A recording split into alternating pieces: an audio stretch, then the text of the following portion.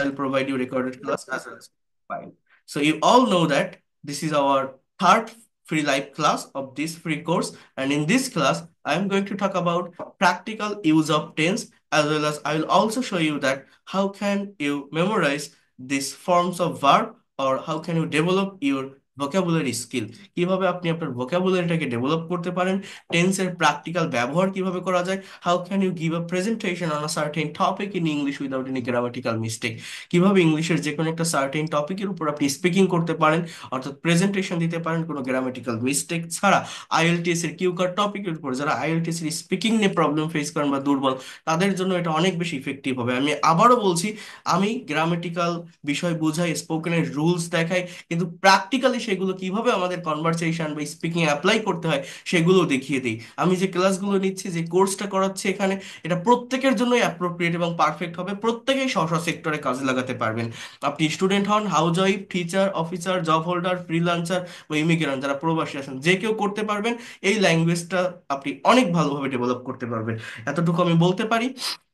তো আমরা ক্লাসটা শুরু করব। সবাই মনোযোগ দিয়ে দেখবেন, বোঝার চেষ্টা করবেন, নেওয়ার চেষ্টা করবেন। এছাড়া আমি আরো একটা বিষয় দেখাবো।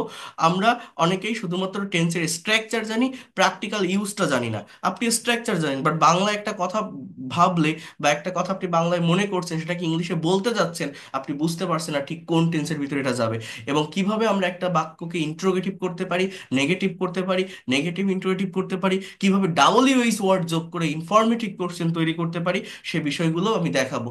লাস্ট পর্যন্ত থাকার চেষ্টা করবেন। ওকে, সো প্রথমত যে বিষয়টা আসে এখানে দেখেন, লেখা আছে টেন্স কনসেপ্ট। কি বলছে এখানে? কোনো কাজ সংঘটিত হওয়ার সময়কেই টেন্স বলে। টেন্স প্রধানত তিন প্রকার, এগুলো আমরা সবাই জানি। যেটা আপনারা জানেন না, আমি মূলত সেই বিষয়টার উপর ফোকাস করব, এবং সেটাকেই কিন্তু বেশি করে বা ইন ডিটেলস দেখাবো। তো আগে একটু দেখি আমরা এখানে। বলছে টেন্স তিন প্রকার: প্রেজেন্ট, পাস্ট অ্যান্ড ফিউচার। এবং আমরা এটাও জানি এই প্রত্যেকটা টেন্সের আবার চারটা করে ভাগ আছে, তাই না? চারটা করে ক্লাসিফিকেশন আছে। সেটা কি? Indefinite, continuous, perfect and perfect continuous. Total English ল্যাঙ্গুয়েজে টেন্সের স্ট্রাকচার কয়টা? 12টা। এই 12টা স্ট্রাকচারেরই কিন্তু প্রয়োজন হয় না আমাদের ডে টু ডে লাইফের কনভারসেশনের জন্য। অ্যাক্টিভ স্ট্রাকচার কয়টা আছে সেইটা আমাকে বুঝতে হবে। যেমন দেখেন এখানে বলছে, আমরা সারাদিনের 90 থেকে 95% কথাবার্তা শুধুমাত্র simple past, present and future ব্যবহার করে বলতে পারি। সো এই অধ্যায়টা অত্যন্ত অ্যাটেন্টিভলি স্টাডি করতে হবে। অর্থাৎ আমাদের যে 12টা টেন্সের স্ট্রাকচার আছে না, এই 12টা স্ট্রাকচারের ভিতর আপনি আহ 10টা 10টাকে এক পাশে রাখবেন বা 9টাকে এক পাশে রাখবেন, আর 3টা ইনডিফিনিট টেন্সকে এক পাশে রাখবেন। এরা সমান কাজ করে, অর্থাৎ এদের ব্যবহার অনেক বেশি হয়। তো এই টেন্সটা আমি যে শিখবো, আমরা শিখি এটা, তাই না? বাট কেন শিখবো, এটা মেইনলি কোন কাজে লাগে, আর এই যে টেন্সের স্ট্রাকচার গুলো আমরা পড়ি বা মুখস্থ করি, এই টেন্সের স্ট্রাকচারটা মূলত কি, এটা কি আমরা জানি বা এটা কি আমরা বুঝি? আগে আমরা একটু যদি এর ব্যাকগ্রাউন্ডটা নিয়ে কথা বলি, তাহলে এটা শেখা আমাদের জন্য অনেক সহজ হবে, অনেক ইজি হবে। যেমন মনে করেন এই যে টেন্স, তাই না? এখন টেন্সের স্ট্রাকচারটা মূলত কি, আমি যদি একটু আপনাদের এই জায়গাটাতে আসি, সবাই একটু এই জায়গাটাতে মনোযোগ দিয়ে বোঝার চেষ্টা করেন। দেখেন, একটা কথা আমি আপনাদেরকে বলি, সেটা হচ্ছে, আপনারা যারা আমার এখানে ক্লাসগুলো করছেন, আমি আপনাদের এর আগের ক্লাসে এই বিষয়টা একটু দেখিয়েছিলাম, আপনাদের মনে থাকার কথা। না মনে থাকার কিছুই নেই।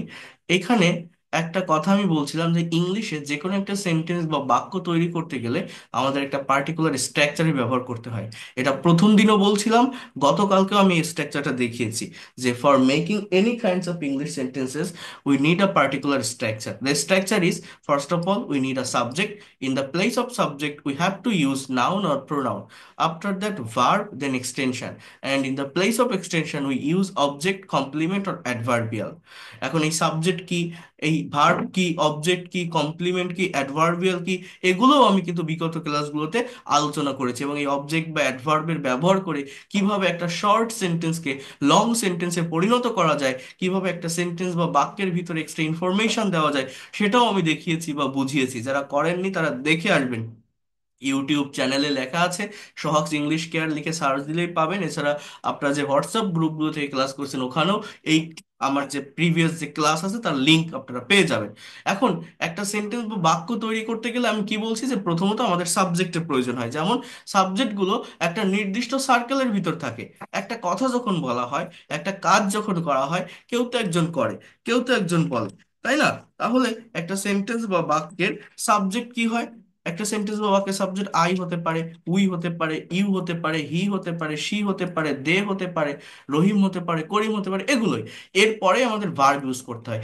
ইংলিশ সেন্টেন্সগুলো কিন্তু বাংলার মতো না, বাংলায় ভার্ব লাস্টে থাকে, বাট ইংলিশে ভার্ব সাবজেক্টের পরে থাকে। আরেকটা কথা আমি বলছিলাম, এই সাবজেক্ট আর ভার্ব যদি আপনি পাশাপাশি বসাতে পারেন, অবজেক্ট বা এক্সটেনশনের যে জায়গাটা, বাকি যে অংশটা, সেটা অটোমেটিক্যালি চলে আসে, সিচুয়েশন অনুযায়ী হয়ে যায়। যেমন আই ইট, আমি খাই। কি খাই? মানুষ খায় কি? আপনি ভাত খান, ডাল খান, রুটি খান, যেটা খান আপনি বসান। So I eat rice, that is the complete sentence. We play football, আমরা ফুটবল খেলি। হি ড্রাইভস আ কার, সে একটা গাড়ি চালায়। ইউ ডু দ্য ওয়ার্ক, তুমি কাজ করো। হি ড্রস আ পিকচার, সে ছবি আঁকে। দে গো টু স্কুল, তারা স্কুলে যায়। এই যে সেন্টেন্সগুলো আপনারা দেখছেন, আমরা এইভাবে একটা পার্টিকুলার সেন্টেন্স তৈরি করি, তাই না?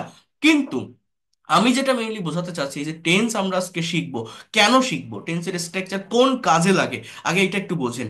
এই যে বাক্যগুলো আছে, যারা টেন্স বোঝেন, এই বাক্যগুলো দেখে আপনি বুঝতে পারছেন যে এগুলো সবই প্রেজেন্ট ইনডিফিনিট টেন্সের সেন্টেন্স। কেন বলছি প্রেজেন্ট ইনডিফিনিট টেন্স? কারণ সাবজেক্টের পর যে ভার্বগুলো দেখছি, সেই ভার্বগুলো হচ্ছে প্রেজেন্ট ফর্মে লেখা আছে। Eat, play, drive, do, draw, go, learn, present ফর্মের ভার্ব। এজন্য আমি এটাকে বলছি প্রেজেন্ট ইনডিফিনিট। ডেফিনেশন কি? কোনো একটা কাজ রেগুলার ওয়েতে হয়, প্রতিদিন হয়, নিত্য নৈমিত্তিক হয়, ডে টু ডে লাইফে কেউ কোনো কাজ প্রতিদিন করে থাকে, তাকে আমরা প্রেজেন্ট ইনডিফিনিট টেন্স বলি। যেমন আই ইট রাইস, আমি ভাত খাই।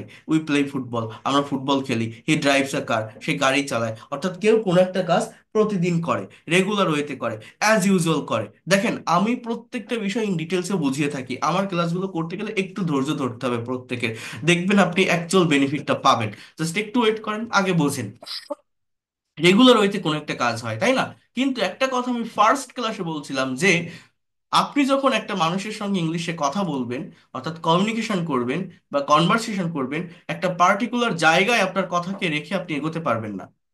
একটা স্টেবল পজিশনে আপনার কথাকে রেখে আপনি কখনোই কনভারসেশন করতে পারবেন না। When you are going to make a conversation with someone or foreigner, when you are going to communicate with others people, you cannot speak English in a uncertain position.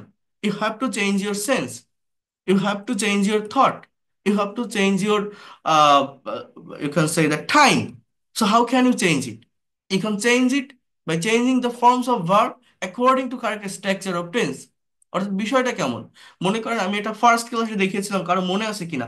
আমি একটা প্র্যাকটিক্যাল কনভারসেশন যদি ইংলিশে করি, যেমন এ এবং B, এটা first ক্লাসে দেখিয়েছিলাম, আপনাদের মনে থাকার কথা। এই এ এবং বি, সাপোজ একটা প্র্যাকটিক্যাল কনভারসেশন একটু দেখেন। মনে করেন এখানে দুইটা লোক আছে। এ বি কে প্রশ্ন করছে যে আপনি কি রাতে ভাত খেয়েছেন? এটা আমি বলছিলাম না? তাহলে ইংলিশটা কি হবে? যে have you eaten rice at night. কথাটা একটু বোঝেন, এটা কোন টেন্সে লিখছি আমি এই কথাটা? Present perfect tense. কি বললাম? আপনি কি রাতে ভাত খেয়েছেন? Have you eaten rice at night. এবার বি বলছে যে আমি খাইনি, আপনি কি এখন ভাত খাইতেছেন? বি আবার একে প্রশ্ন করছে, কি বলছে? I have not, let understand here, I have not eaten rice. I have not eaten rice. আমি ভাত খাইনি। এবার আবার বি বলছে, আর ইউ ইটিং রাইস নাও? অর্থাৎ আপনি কি এখন ভাত খাচ্ছেন বা খাইতেছেন? Are you eating rice now? Have you eaten rice at night? B বলছে I have not eaten rice. Are you eating rice now? এবার এ আবার বলছে যে আমি তো সকালে খেয়েছিলাম, আমি এখন খাবো না। কি বলছে? আমি তো সকালে খেয়েছিলাম, I ate rice in the morning, I ate rice in the morning, I will not eat now. এখানে একটু মনোযোগ দিয়ে বোঝার চেষ্টা করেন, আমি এই জায়গাটাতে কি করলাম? এ এবং বি, দুইটা ব্যক্তি, দুইটা পার্সন, এর ভিতরে আমি একটা সিম্পল কনভারসেশন তৈরি করলাম। এই কনভারসেশনে আমি কিন্তু একটা কমন ভার্ব ব্যবহার করছি। সেটা কি জানেন? সেটা হচ্ছে এই ইট। ইট মানে আমরা কি জানি? আমরা জানি যে ইট মানে হচ্ছে খাওয়া। কথাটা বোঝেন। কিন্তু এই খাওয়া কথাটাকে দেখেন, আমি কোথাও লিখছি E A T E N, eaten, কোথাও লিখছি E A T I N G, eating, কোথাও লিখছি এ টি ই এট, কোথাও লিখছি উইল নট ইট বা উইল ইট। এই যেটাই আমি লিখি না কেন, এই যে ভার্বের যে ফর্মটা, অর্থাৎ এই যে ইট কথাটাকে ইটেন, ইটিং বা এট আমি লিখলাম, এইটা লেখার কারণটা কি? এটা লেখার কারণটা হচ্ছে আমি টাইমের পরিবর্তন করেছি। যখন একজন মানুষ আরেকজন মানুষের সঙ্গে ইংলিশে কথা বলে, কনভারসেশন করে, বিভিন্ন সময়ে একটা কথাকে নেওয়ার প্রয়োজন হয়। এই সময়ে নেওয়ার জন্য আমরা বাংলায় যে টাইমে কথাটা বলি, সেই টাইমটা ইনস্ট্যান্টলি ইংলিশে পুট করতে পারি না, বলেই ইংলিশে কথা বলতে পারি না। আপনি যে আমার কাছে ক্লাস করছেন, শিখছেন, আমার কাছে যারা ভর্তি হচ্ছেন, কেন ভর্তি হচ্ছেন? আপনি বলছেন যে আমি স্পোকেন ইংলিশ পারি না, আমি ইংলিশে কথা বলা শিখতে চাই, স্পিকিংটা আমার দরকার। এখন আপনি কথা বলতে পারেন না কেন? বিভিন্ন গ্রামার জানা সত্ত্বেও বা সবকিছু চর্চা করা সত্ত্বেও পারছেন না কেন? এই জায়গাটাকে আমরা ফাইন্ড আউট করতে পারি। আমরা ভার্বটাকে সঠিকভাবে ইউজ করতে পারি না। একটা বাক্যে দেখেন, সাবজেক্ট সাবজেক্টের জায়গায় থাকে, অবজেক্ট অবজেক্টের জায়গায় থাকে। কথার পরিবর্তন, সময়ের পরিবর্তন, কালের পরিবর্তন, পরিবর্তনটা কিভাবে হয়? পরিবর্তনটা হয় ভার্বের ফর্মের পরিবর্তনের মাধ্যমে। এই যে ভার্বগুলো আমি আপনাদের দেখালাম না, এই ভার্বগুলো দুই ভাবে হয়। একটা বলা হয় রেগুলার বা উইক ভার্ব, আর একটা বলা হয় ইরেগুলার বা স্ট্রং ভার্ব। এইখানে তিনটা ফর্ম আপনারা দেখছেন, প্রেজেন্ট, পাস্ট আর পাস্ট পার্টিসিপল। টোটাল একটা ভার্বের পাঁচটা ফর্ম হয়। প্রেজেন্ট পার্টিসিপল হয়, থার্ড পারসন ফর্ম হয়। এই ফর্মগুলো জানতে হয়। এই ভার্বের ফর্মগুলো আমাদের যে 12টা টেন্সের স্ট্রাকচার আছে, সেই স্ট্রাকচার মেনটেন করে ইউজ করতে হয়। অর্থাৎ টেন্সের স্ট্রাকচারগুলো মূলত কি, এটা কি আমরা জানি? টেন্সের স্ট্রাকচার হচ্ছে মূলত ভার্বের ফর্মের change. Auxiliary verb, primary auxiliary আর মেইন ভার্বের ফর্মের চেঞ্জ হয় এক একটা টেন্সের স্ট্রাকচারে। এই ফর্মের চেঞ্জ হয়ে মূলত আমাদের কথার পরিবর্তন হয়, সময়ের পরিবর্তন হয়, কালের পরিবর্তন হয়। আমরা যখন একজনের সঙ্গে আরেকজন স্পিকিং করতে যাই বা কথা বলতে যাই, একটা কথাকে একটা স্টেবল পজিশনে রাখতে পারি না, পরিবর্তন করতে হয়। আর এই পরিবর্তনের জন্য আমরা টেন্স শিখি, টেন্সের স্ট্রাকচার শিখি। আমরা জানি টেন্স তিন প্রকার, প্রেজেন্ট, পাস্ট, ফিউচার। এবং তিনটা টেন্সের আবার চারটা পার্ট আছে, indefinite, continuous, perfect, perfect continuous. টেন্সের টিনেচারে 12টা স্ট্রাকচার আছে। এই 12টা স্ট্রাকচার জানা থাকলে আপনার কি হবে বলেন তো? একটা কথাকে, একটা পার্টিকুলার ভার্বকে আপনি 12 দিকে, 12টা ওয়েতে, 12 ভাবে নিতে পারবেন বা বলতে পারবেন। অর্থাৎ এই যে টেন্সের যে 12টা স্ট্রাকচার আছে, এর মানে একটা কথাকে 12 ভাবে বলবো। এই 12 ভাবে বলার জন্য আমার চেঞ্জটা কোথায় করতে হয়, পরিবর্তনটা কোথায় হয়? পরিবর্তনটা হয় ভার্বের ফর্মে। টেন্সের যে 12টা স্ট্রাকচার, এই 12টা স্ট্রাকচার মূলত কি, এক একটা স্ট্রাকচারে এক এক ধরনের ভার্বের ফর্ম বসে। একটা ভার্বের টোটাল ফর্ম হচ্ছে পাঁচটা। ইট, এর পাস্ট ফর্ম এট, এর পাস্ট পার্টিসিপল ইটেন, এর প্রেজেন্ট পার্টিসিপল ইটিং, এর থার্ড পারসন ইটস। আমরা অনেকেই টেন্সের স্ট্রাকচার জানি, বাট ভার্বের ফর্ম জানি না, ভার্বের বাংলা অর্থ জানি না। এই জন্য আমরা ইংলিশে কথা বলতে পারি না। কয়টা জানেন? আপনি হয়তো 20টা জানেন, 50টা জানেন, বাট শত শত ভার্ব আছে যার বাংলা অর্থ, past form, past participle form আপনি জানেন না। তাহলে আপনি কিভাবে ইংলিশে কথা বলবেন? আমার যারা পেইড কোর্সের স্টুডেন্ট থাকে, আগে ভার্বের ফর্ম খাতায় লেখায়, তারপর ইংরেজি শেখানো শুরু করি। যেমন আমি যদি আপনাকে বলি, সে আমার বিরুদ্ধে সাক্ষ্য দিয়েছিল, বলেন তো ইংলিশ কি? বলতে পারবেন না। ওই সাক্ষ্য দেওয়া, এই ওয়ার্ডটার আমার মূলত ভার্ব। এই ভার্বটা হচ্ছে বি স্পিক, এর পাস্ট ফর্ম হচ্ছে বি স্পোক, পাস্ট পার্টিসিপল হচ্ছে B spoken. So he be spoke against me. এই যে কথাটা আমি বললাম, এটাই তো আমরা জানি না। অর্থাৎ আমি, সে আমার বিরুদ্ধে সাক্ষ্য দিয়েছিল, এটা আমি যদি বলি কোন টেন্স, আপনি ধরতে পারবেন এটা পাস্ট টেন্স, কারণ আপনি টেন্সের স্ট্রাকচার পড়ছেন। দিয়েছিল, করেছিল, বাংলা ক্রিয়াপদে ল বা লাম থাকলে তাকে পাস্ট টেন্স বলে। পাস্ট টেন্সের স্ট্রাকচার কি? আমরা জানি যে সাবজেক্ট প্লাস ভি টু। কথাটা বোঝেন, সাবজেক্ট প্লাস ভার্বের পাস্ট ফর্ম প্লাস অবজেক্ট।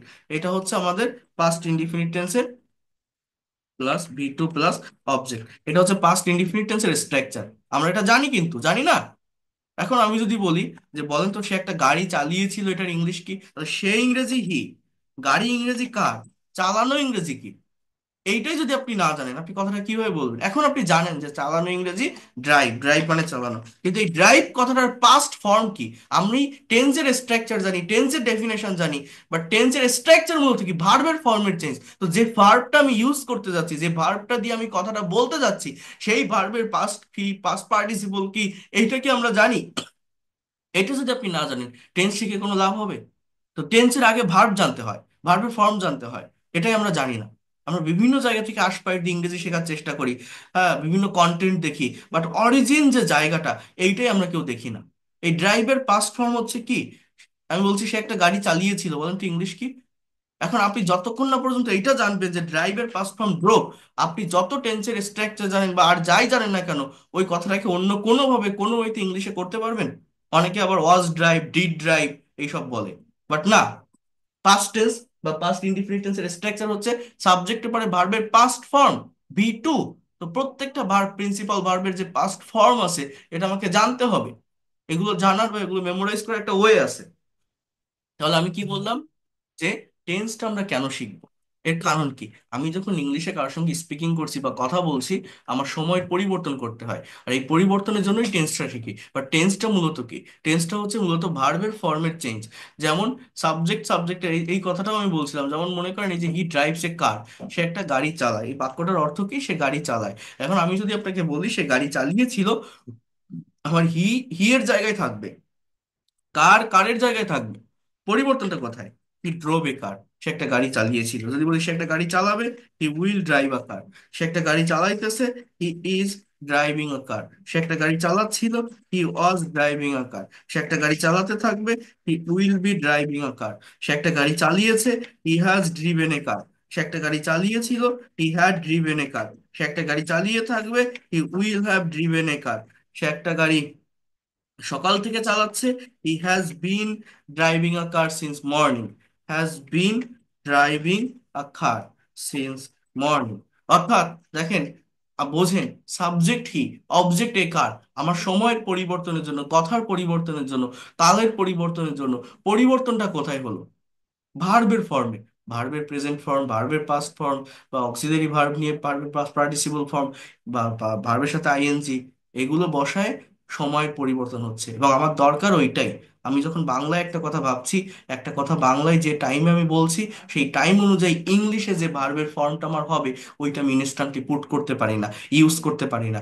ওইটা না পারার কারণেই আমি কথা বলতে পারি না। ওই জায়গাটাই মূলত আমি দুর্বল। এটা যে যত বেশি পারবে, যে যত দ্রুত ডেভেলপ করতে পারবে, সে তত দ্রুত ইংলিশ এক্সপার্ট হতে পারবে।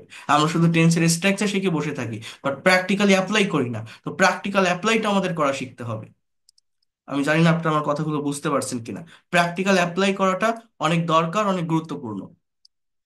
এখন একটা কথা আমি এটাও বলছিলাম ফার্স্ট ক্লাসে, যে এই যে টেন্স দিয়ে এই যে ড্রাইভ মানে চালানো, এই চালানো কথাটাকে সর্বোচ্চ 12 ভাবে বলা যায়, বাট এইটাই মনের ভাব প্রকাশের জন্য যথেষ্ট নয়। মনের হোল সেন্স বা সম্পূর্ণ ভাব প্রকাশের জন্য এই টেন্সের পাশাপাশি আমাদের মডাল এবং সেমি মডাল অক্সিলারি ভার্বের ব্যবহার শিখতে হবে। এটা আবার খুবই দরকার, গুরুত্বপূর্ণ বা ইম্পর্টেন্ট। যেমন দেখেন, একটা কথা আমি আপনাদেরকে বলি, মডেল ভার্বটি নেক্সট ক্লাসে কথা বলবো। আজকে আমরা টেন্সের এই ফাংশনটাকে একটু ক্লিয়ার করি বা কাভার করি, এরপরে আমি প্র্যাকটিক্যাল জায়গাটাতে আসবো। সবাই একটু এই জায়গাটা বোঝেন। দেখেন, এইখানে একটা টেবিল দেওয়া আছে, অনেক সুন্দরভাবে অর্গানাইজ করা আছে, এটা দেখেন। আমরা শুধু স্ট্রাকচার দেখি, চিরন্তন সত্য, বৈজ্ঞানিক সত্য বোঝালে তাকে প্রেজেন্ট ইনডিফিনিট টেন্স বলে, এমন এমন, এটা প্লাস এটা প্লাস এটা। বাট যদি প্র্যাকটিক্যালি বাক্যগুলো দেখেন, তাহলে সহজে বুঝতে পারবেন। আমার লেখা যে বইটা আছে স্পোকেন ইংলিশের, ওই বইয়ের ভিতরে এইভাবে আপনারা পাবেন। অনেকেই বইটা আজকে অর্ডার করেছেন, অনেকগুলো কপি আজকে গিয়েছে। তো যারা বইটা পেয়েছেন, বইয়ের 8 নাম্বার যে চ্যাপ্টারটা আছে, চ্যাপ্টার নাম্বার 8-এ এই এই লেসনটা আপনি পাবেন, এইভাবে টেবিল অনুযায়ী সাজানো আছে। দেখেন, প্রথমত একটা সেন্টেন্স বা বাক্য তৈরি করতে গেলে আমার সাবজেক্টের প্রয়োজন। এখানে লেখা আছে স্টার্টার, মানে কি? একটা কথা যখন বলা হবে, একটা কাজ যখন করা হবে, কেউ তো একজন করবে, কেউ তো একজন বলবে, অর্থাৎ সাবজেক্ট কি? আই, উই, ইউ, এগুলো। এরপর লেখা আছে প্রেজেন্ট সিম্পল বা V1, পাস্ট সিম্পল বা V2, এরপর আছে ফিউচার সিম্পল। অর্থাৎ এখানে 3টা ইনডিফিনিট টেন্স দেওয়া আছে।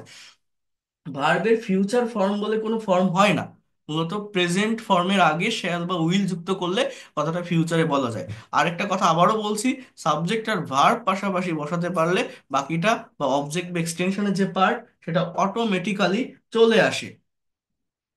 তাহলে দেখেন, আমার এখানে যে V3টা আমি দেখছিলাম, এই যে ভার্বের ফর্মের ভিতরে V3 পাস্ট পার্টিসিপল, এটা কিন্তু পারফেক্ট টেন্স গুলো বা প্যাসিভ ভয়েসের স্ট্রাকচারে বসে। সেখানে আমি এখন আসিনি, সেখানে আমি আসবো, দেখাবো আপনাদের। বাট আগে এই 3টা ইনডিফিনিট টেন্স যদি আমরা একটু ক্লিয়ার করি, বোঝেন।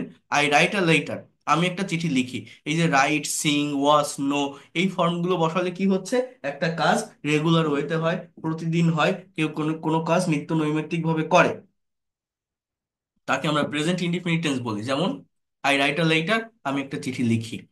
উই সিং আ সং, আমরা গান গাই। ইউ ওয়াচ টিভি, তুমি টিভি দেখো। হি নোজ হিম, সে তাকে চেনে। শি প্লেইস ফুটবল, সে ফুটবল খেলে। প্রেজেন্ট ইনডিফিনিট টেন্সে subject third person singular number হলে এই ভার্বের সাথে এস বা ইয়েস বসে। থার্ড পার্সন মানে কি? আই এবং we first person, you second person, বাকি সব থার্ড পার্সন। অর্থাৎ এই যে হি, শি, ইট বা রানা, কোনো সিঙ্গেল নেম, এগুলো বোঝা হয়, তাকে আমরা third person singular number subject বলি। এটা শুধুমাত্র প্রেজেন্ট ইনডিফিনিট টেন্সে হয়, পাস্ট টেন্স বা ফিউচার অন্য কোথাও না, শুধুমাত্র প্রেজেন্ট ইনডিফিনিট টেন্সে। Subject third person singular number হলে ভার্বের সাথে এস বাই এস বসে। She draws a picture, she drives a car, she plays football, এরকম হয়। আর এইবার দেখেন এই ফর্মগুলোর যে পাস্ট ফর্মটা, যেমন রাইটের পাস্ট ফর্ম রোড, সিং এর পাস্ট ফর্ম স্যাং, ওয়াস এর পাস্ট ফর্ম ওয়াস, নো এর পাস্ট ফর্ম নিউ, প্লের পাস্ট ফর্ম প্লেড, ড্রাইভের পাস্ট ফর্ম ড্রোভ, ড্র এর পাস্ট ফর্ম ড্রিউ, ইট এর পাস্ট ফর্ম অ্যাট, গো এর পাস্ট ফর্ম ওয়েন। আমরা অনেকে পাস্ট টেন্স মানে ওয়াজ ওয়ার বা ডিড এর ব্যবহার করি, বাট না, মেইন ভার্বের পাস্ট ফর্মের ব্যবহার করতে হয়। এবং এইটাই আমরা অনেকেই জানি না, অনেকে করতে পারি না বলে এই ল্যাঙ্গুয়েজটা ভালোভাবে শিখতে পারি না। তো এটা কিন্তু আমাদের করা শিখতে হবে। তাহলে একটু এখানে বোঝেন, নেওয়ার চেষ্টা করেন ভালোভাবে। আমি যদি বলি আই রাইট আ লেটার, আমি একটা চিঠি লিখি, তিনটাকে কম্পেয়ার করেন। আই রোট আ লেটার, আমি একটা চিঠি লিখেছিলাম, অতীতে কেউ কোনো কাজ করেছিল, কোনো একটা কাজ হয়েছিল। I will write a letter, আমি একটা চিঠি লিখবো। তিনটাকে কম্পেয়ার করেন, একটা কাজ অ্যাজ ইউজুয়াল হয়, প্রতিদিন হয়, রেগুলার ওয়েতে কেউ কোনো কাজ করে। দেখেন, সাবজেক্ট সাবজেক্টের জায়গায়, অবজেক্ট অবজেক্টের জায়গায়, কথার পরিবর্তন, কালের পরিবর্তন বা সময়ের পরিবর্তনের জন্য পরিবর্তনটা মূলত আমাদের কোথায় করতে হয়? ভার্বের ফর্মে। কি বলছি? আই রাইট আ লেটার, আমি একটা চিঠি লিখি। আই রোট আ লেটার, আমি একটা চিঠি লিখেছিলাম। I will write a letter, আমি একটা চিঠি লিখবো। উই সিং আ সং, আমরা গান গাই। উই স্যাং আ সং, আমরা গান গেয়েছিলাম। We will sing a song, আমরা গান গাইবো। ইউ ওয়াচ টিভি, তুমি টিভি দেখো। ইউ ওয়াচ টিভি, তুমি টিভি দেখেছিলে। ইউ উইল ওয়াচ টিভি, তুমি টিভি দেখবে। হি নোজ হিম, সে তাকে চেনে। হি নিউ হিম, সে তাকে চিনেছিল। হি উইল নো হিম, সে তাকে চিনবে। শি প্লেইস ফুটবল, সে ফুটবল খেলে। শি প্লেইড ফুটবল, সে ফুটবল খেলেছিল। শি উইল প্লে ফুটবল, সে ফুটবল খেলবে। দে ড্রাইভ আ কার, তারা একটা গাড়ি চালায়। দে ড্রোভ এ কার, তারা একটা গাড়ি চালিয়েছিল। দে উইল ড্রাইভ আ কার, তারা একটা গাড়ি চালাবে। দে উইল ড্রাইভ আ কার, তারা একটা গাড়ি চালাবে। রানা ইটস রাইস, রানা ভাত খায়। রানা এট রাইস, রানা ভাত খেয়েছিল। Rana will eat rice, Rana ভাত খাবে। Rana draws a picture, Rana একটা ছবি আঁকে। Rana drew a picture, Rana একটা ছবি এঁকেছিল। Rana will draw a picture, Rana একটা ছবি আঁকবে। সো এইভাবে ভার্বের জাস্ট প্রেজেন্ট ফর্ম ব্যবহার করলে এটাকে আমরা প্রেজেন্ট ইনডিফিনিট বলছি, পাস্ট ফর্ম ব্যবহার করলে past indefinite, will plus V one ব্যবহার করলে এটাকে ফিউচার ইনডিফিনিট। বাট এইভাবে আমাদের শুধু সেন্টেন্স তৈরি করে রাখলে হবে না। একটা বাক্যকে আমরা কিভাবে নেগেটিভ, ইন্ট্রোগেটিভ বা নেগেটিভ ইন্ট্রোগেটিভ করতে পারি সেটাও শিখতে হবে। যেমন এই যে বলছি, দেখেন পরিবর্তনটা কোথায়? আই, এখানে আবার টিভি। আই, এখানে কার, পরিবর্তনটা কোথায়? এই জায়গাটাতে, ভার্বে। আই ওয়াচ টিভি, আমি টিভি দেখি। আই ওয়াচ টিভি, আমি টিভি দেখেছিলাম। আই উইল ওয়াচ টিভি, আমি টিভি দেখবো। আই ড্রাইভ আ কার, আমি গাড়ি চালাই। আই ড্রোভ এ কার, আমি গাড়ি চালিয়েছিলাম। আই উইল ড্রাইভ আ কার, আমি গাড়ি চালাবো। অর্থাৎ এইভাবেই পরিবর্তনটা হয়। এখন শুধু সেন্টেন্স তৈরি করলে হবে না, নেগেটিভ ইন্টারেটিভ করতে হবে। কেমন সেটা বোঝার চেষ্টা করেন। একটা বাক্যকে কতগুলো বাক্যে পরিণত করা যায় এটা আমি দেখাবো ডিটেলসে, বাট এখানে একবার একটু দেখাই দেই, তাহলে আপনাদের বোঝার জন্য সহজ হবে। যেমন দেখেন, এখানে আই এর পরিবর্তে আমি যদি হি বসাই, একটু চেঞ্জ করি, হ্যাঁ।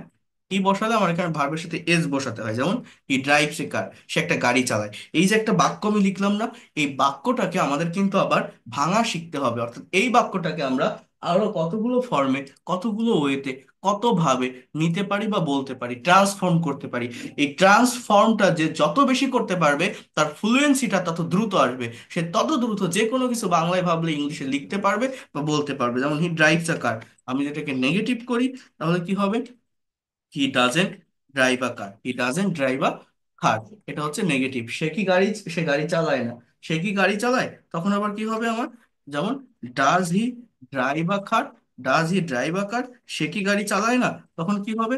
Doesn't he, DOESN, doesn't he drive a car, সে কি গাড়ি চালায় না। Doesn't he drive a car, সে কোথায় গাড়ি চালায়।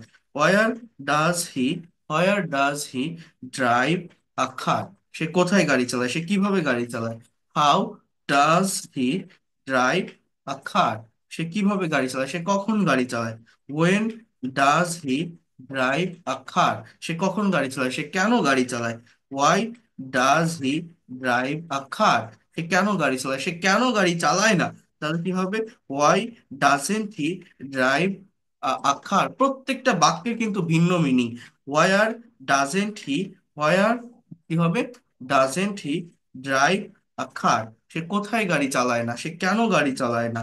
When doesn't he, when doesn't he drive a car? এটাকে বলা হয় ল্যাঙ্গুয়েজ ড্রিল। সে কখন গাড়ি চালায় না? How doesn't he drive a car? সে কিভাবে গাড়ি চালায় না? অর্থাৎ এইটা যে যত বেশি প্র্যাকটিস করতে পারবে, এখানে আপনি ড্রাইভের পরিবর্তে নতুন ভার্বের নতুন অবজেক্ট চলে আসবে। ঠিক আছে? এবং এই সেম ওয়েতে আপনি নেগেটিভ ইন্টারেটিভ গুলো করবেন। তাহলে একটা বাক্যকে টোটাল কয়টা বাক্যে আমি পরিণত করলাম একটু এখানে দেখেন, 12টা। আমাদের টেন্সের 12টা স্ট্রাকচার আছে, তো একটা সিঙ্গেল সেন্টেন্সকে আমি আবার 12টা সেন্টেন্সে রূপান্তর করলাম। এই যে রূপান্তর, এই যে ট্রান্সফর্ম, এটা যে করতে পারে সে তত দ্রুত ইংরেজি শিখতে পারে, সে তত দ্রুত তার ফ্লুয়েন্সিটা চলে আসে। কি বলছি? হি ড্রাইভস আ কার, সে একটা গাড়ি চালায়। He doesn't drive a car, সে গাড়ি চালায় না। Does he drive a car, সে কি গাড়ি চালায়? এটাকে ইয়েস নো কোশ্চেন বলে। Doesn't he drive a car, সে কি গাড়ি চালায় না? এটাকেও ইয়েস নো কোশ্চেন বলে। অর্থাৎ অক্সিলারি ভার্বে যে কোশ্চেনটা হয় তাকে ইয়েস নো কোশ্চেন বলে। Where does he drive a car, সে কোথায় গাড়ি চালায়? How does he drive a car, সে কিভাবে গাড়ি চালায়? When does he drive a car, সে কখন গাড়ি চালায়? Why doesn't he drive a car, সে কেন গাড়ি চালায় না? Where doesn't he drive a car, সে কোথায় গাড়ি চালায় না? When doesn't he drive a car, সে কিভাবে গাড়ি চালায় না? How doesn't he drive a car, how doesn't he drive a car, how doesn't he drive a car, সে কিভাবে গাড়ি চালায় না? তো এই প্র্যাকটিসটা আমি দেখাবো আপনাদের একটু পরে। এখন এটাই যাওয়ার আগে আমি একটা বিষয় আপনাদেরকে বলবো, সেটা হচ্ছে এই যে তিনটা ইনডিফিনিট টেন্স নিয়ে আমি কথা বললাম, যে প্রেজেন্ট ইনডিফিনিট কি, সাবজেক্টের পর ভার্বের প্রেজেন্ট ফর্ম গুলো বসে। একটা কাজ কেউ রেগুলার ওয়েতে করে, অ্যাজ ইউজুয়াল হয়, প্রতিদিন কেউ করে থাকে। পাস্ট ইনডিফিনিট কি, গতকাল কেউ কোনো কাজ করেছিল, অর্থাৎ ভার্বের পাস্ট ফর্ম গুলো বসে। বাংলা ক্রিয়াপদে ল বা লাম আসে, গতকাল বলে না, জাস্ট অতীতের যে কোনো কথা বোঝাতে পাস্ট ইনডিফিনিট। ফিউচার ইনডিফিনিট কি, উইল প্লাস ভি ওয়ান, ভার্বের প্রেজেন্ট ফর্ম, এটাকে আমরা বলছি ফিউচার ইনডিফিনিটনেস। এইটাকে মেনটেন করে কিভাবে স্পিকিং করা যায়, এটা যারা ফার্স্ট ক্লাসে ছিলেন, আমি একটা টপিক আপনাদের পড়িয়েছিলাম বা দেখিয়েছিলাম, আপনাদের মনে থাকার কথা, সেটা হচ্ছে কি ছিল জানো? যে share about your daily activities using present simple tense, using past simple tense, using future simple tense. I mean, আমি যদি আপনাকে কোশ্চেন করি যে what do you do everyday, আপনি প্রতিদিন কি করেন, এটা আপনি ইংলিশে কিভাবে ডেসক্রাইব করবেন? তাহলে আপনি যখন আপনার প্রতিদিনের কাজকর্মগুলোকে ডেসক্রাইব করছেন, রেগুলার লাইফের যে কাজগুলো সেগুলোকে যখন ডেসক্রাইব করছেন, তখন এটাকে আপনি অবশ্যই অবশ্যই প্রেজেন্ট ইনডিফিনিট টেন্সে বলবেন। কারণ প্রেজেন্ট ইনডিফিনিট টেন্সের ডেফিনেশন ওইটাই, যে প্রতিদিন কেউ কোনো কাজ করে, রেগুলার ওয়েতে করে, অ্যাজ ইউজুয়াল কোনো একটা কাজ হয়ে থাকে। এখানে স্ট্রাকচারটা কি, সাবজেক্টের পর ভার্বের প্রেজেন্ট ফর্ম। আমি যদি আপনাকে এখন প্রশ্ন করি, অর্থাৎ টাইমটা যদি চেঞ্জ করি, এই টাইমের চেঞ্জিংটা বুঝতে হবে। What did you do today, or what was your today's activities, or what did you do yesterday. আপনি গতকাল সারাদিন কি করেছিলেন, বা আজকে সারাদিন, এখন তো রাত 10টা বাজে, আমার কাছে ক্লাস করতে আসছেন, আপনি গতকাল সারাদিন কি করেছিলেন বা আজকে সারাদিন কি করেছেন, এটা কি ইংলিশে ডেসক্রাইব করতে পারবেন? তখন কি করবেন? তখন যে কথাগুলো বলবেন, যে কাজটাকে আপনি নিয়ে আসবেন, আপনি যে কাজগুলো করেছেন, সেই কাজ, সেই ভার্বটার পাস্ট ফর্ম ইউজ করতে হবে। আবার আমি যদি আপনাকে কোশ্চেন করি, what will you do tomorrow, or what will be your tomorrow's activities, আপনি আগামীকাল সারাদিন কি করবেন, বাট বা আপনার আগামীকালকের কাজগুলো কি হবে, আপনি বলবেন যে আমি এখানে যাব, এটা করব, এটা করব, আবার ক্লাসে জয়েন করব, এভাবে থাকবো, ওর সাথে দেখা করব, এইভাবে এই টাইমে লাঞ্চ করব। অর্থাৎ এটা বলার জন্য সাবজেক্টের পরে এই উইল প্লাস ভি ওয়ান ভার্বের প্রেজেন্ট ফর্ম নিতে হবে। দেখেন, বাংলা অনেক কঠিন, অনেক hard, but English is a very straight language. যদি আমরা একটু প্র্যাকটিস করতে পারি, এটাকে ডেভেলপ করতে পারবো। তো ফার্স্ট ক্লাসে সবাই ছিলেন না, ওই প্রেজেন্টেশনটা আমি আরেকবার একটু দেখাই দেই, তাহলে বুঝতে সুবিধা হবে। ওইটা দেখানোর পর আমি একটা অ্যাডভান্স টপিকের উপর আসবো, যে এই টেন্সের স্ট্রাকচারগুলোকে মেনটেন করে কিভাবে আইএলটিএস এর একটা কিউকার টপিকের উপরেও ওই একই ওয়ে, একই স্ট্র্যাটেজি ফলো করে আমরা স্পিকিং করতে পারি, বা আমরা ইংলিশে কথা বলতে পারি। এই বিষয়টা আমি আপনাদেরকে একটু দেখাবো। সবাই একটু মনোযোগ দিয়ে দেখবেন, বিষয়গুলোকে বোঝার চেষ্টা করবেন, ভালোভাবে এই জায়গাটাকে নেওয়ার চেষ্টা করবেন, খুবই ভালোভাবে বুঝবেন। ঠিক আছে? আমি দেখিয়ে দিচ্ছি এখনই, just try to take it, নেওয়ার চেষ্টা করেন। কোথায় ছিলাম, কোথায় ছিলাম, এই যে এতক্ষণ তো আমি তিনটে ইনডিফিনিট টেন্স দেখালাম, আমরা কন্টিনিউয়াস বা পারফেক্ট টেন্স আসবো, বাট তার আগে এটা একটু কভার করি। যেমন আমি যদি আপনাকে বলি যে speak about your daily activities using present simple tense, I mean what do you do every day, what's your daily activities. তো প্রথমে ইংলিশে যখন আপনি স্পিকিং করবেন, how can you give a presentation on a certain topic in English. তো যখন আপনি ইংলিশে স্পিকিং করবেন, প্রেজেন্টেশন দিবেন, সার্টেন একটা টপিকের উপর কথা বলবেন, একটা ভালো গ্রিটিংস দিতে হয়, ভালো একটা ইন্ট্রোডাকশনের প্রয়োজন হয়। যেমন এখানে বলছে দেখেন, আসসালামু আলাইকুম, good afternoon you all, I am Sakib before you, I am really glad to share my feelings, অর্থাৎ আমি সত্যি আনন্দিত আমার অনুভূতিটা ব্যক্ত করতে পেরে।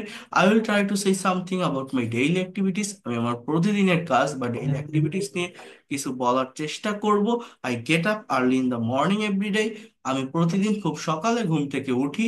দেন I brush my teeth and wash my face and take ablution for Fajr prayer, তারপর আমি দাঁত ব্রাশ করি, মুখ ধুই, ফজরের নামাজের জন্য উজু করি।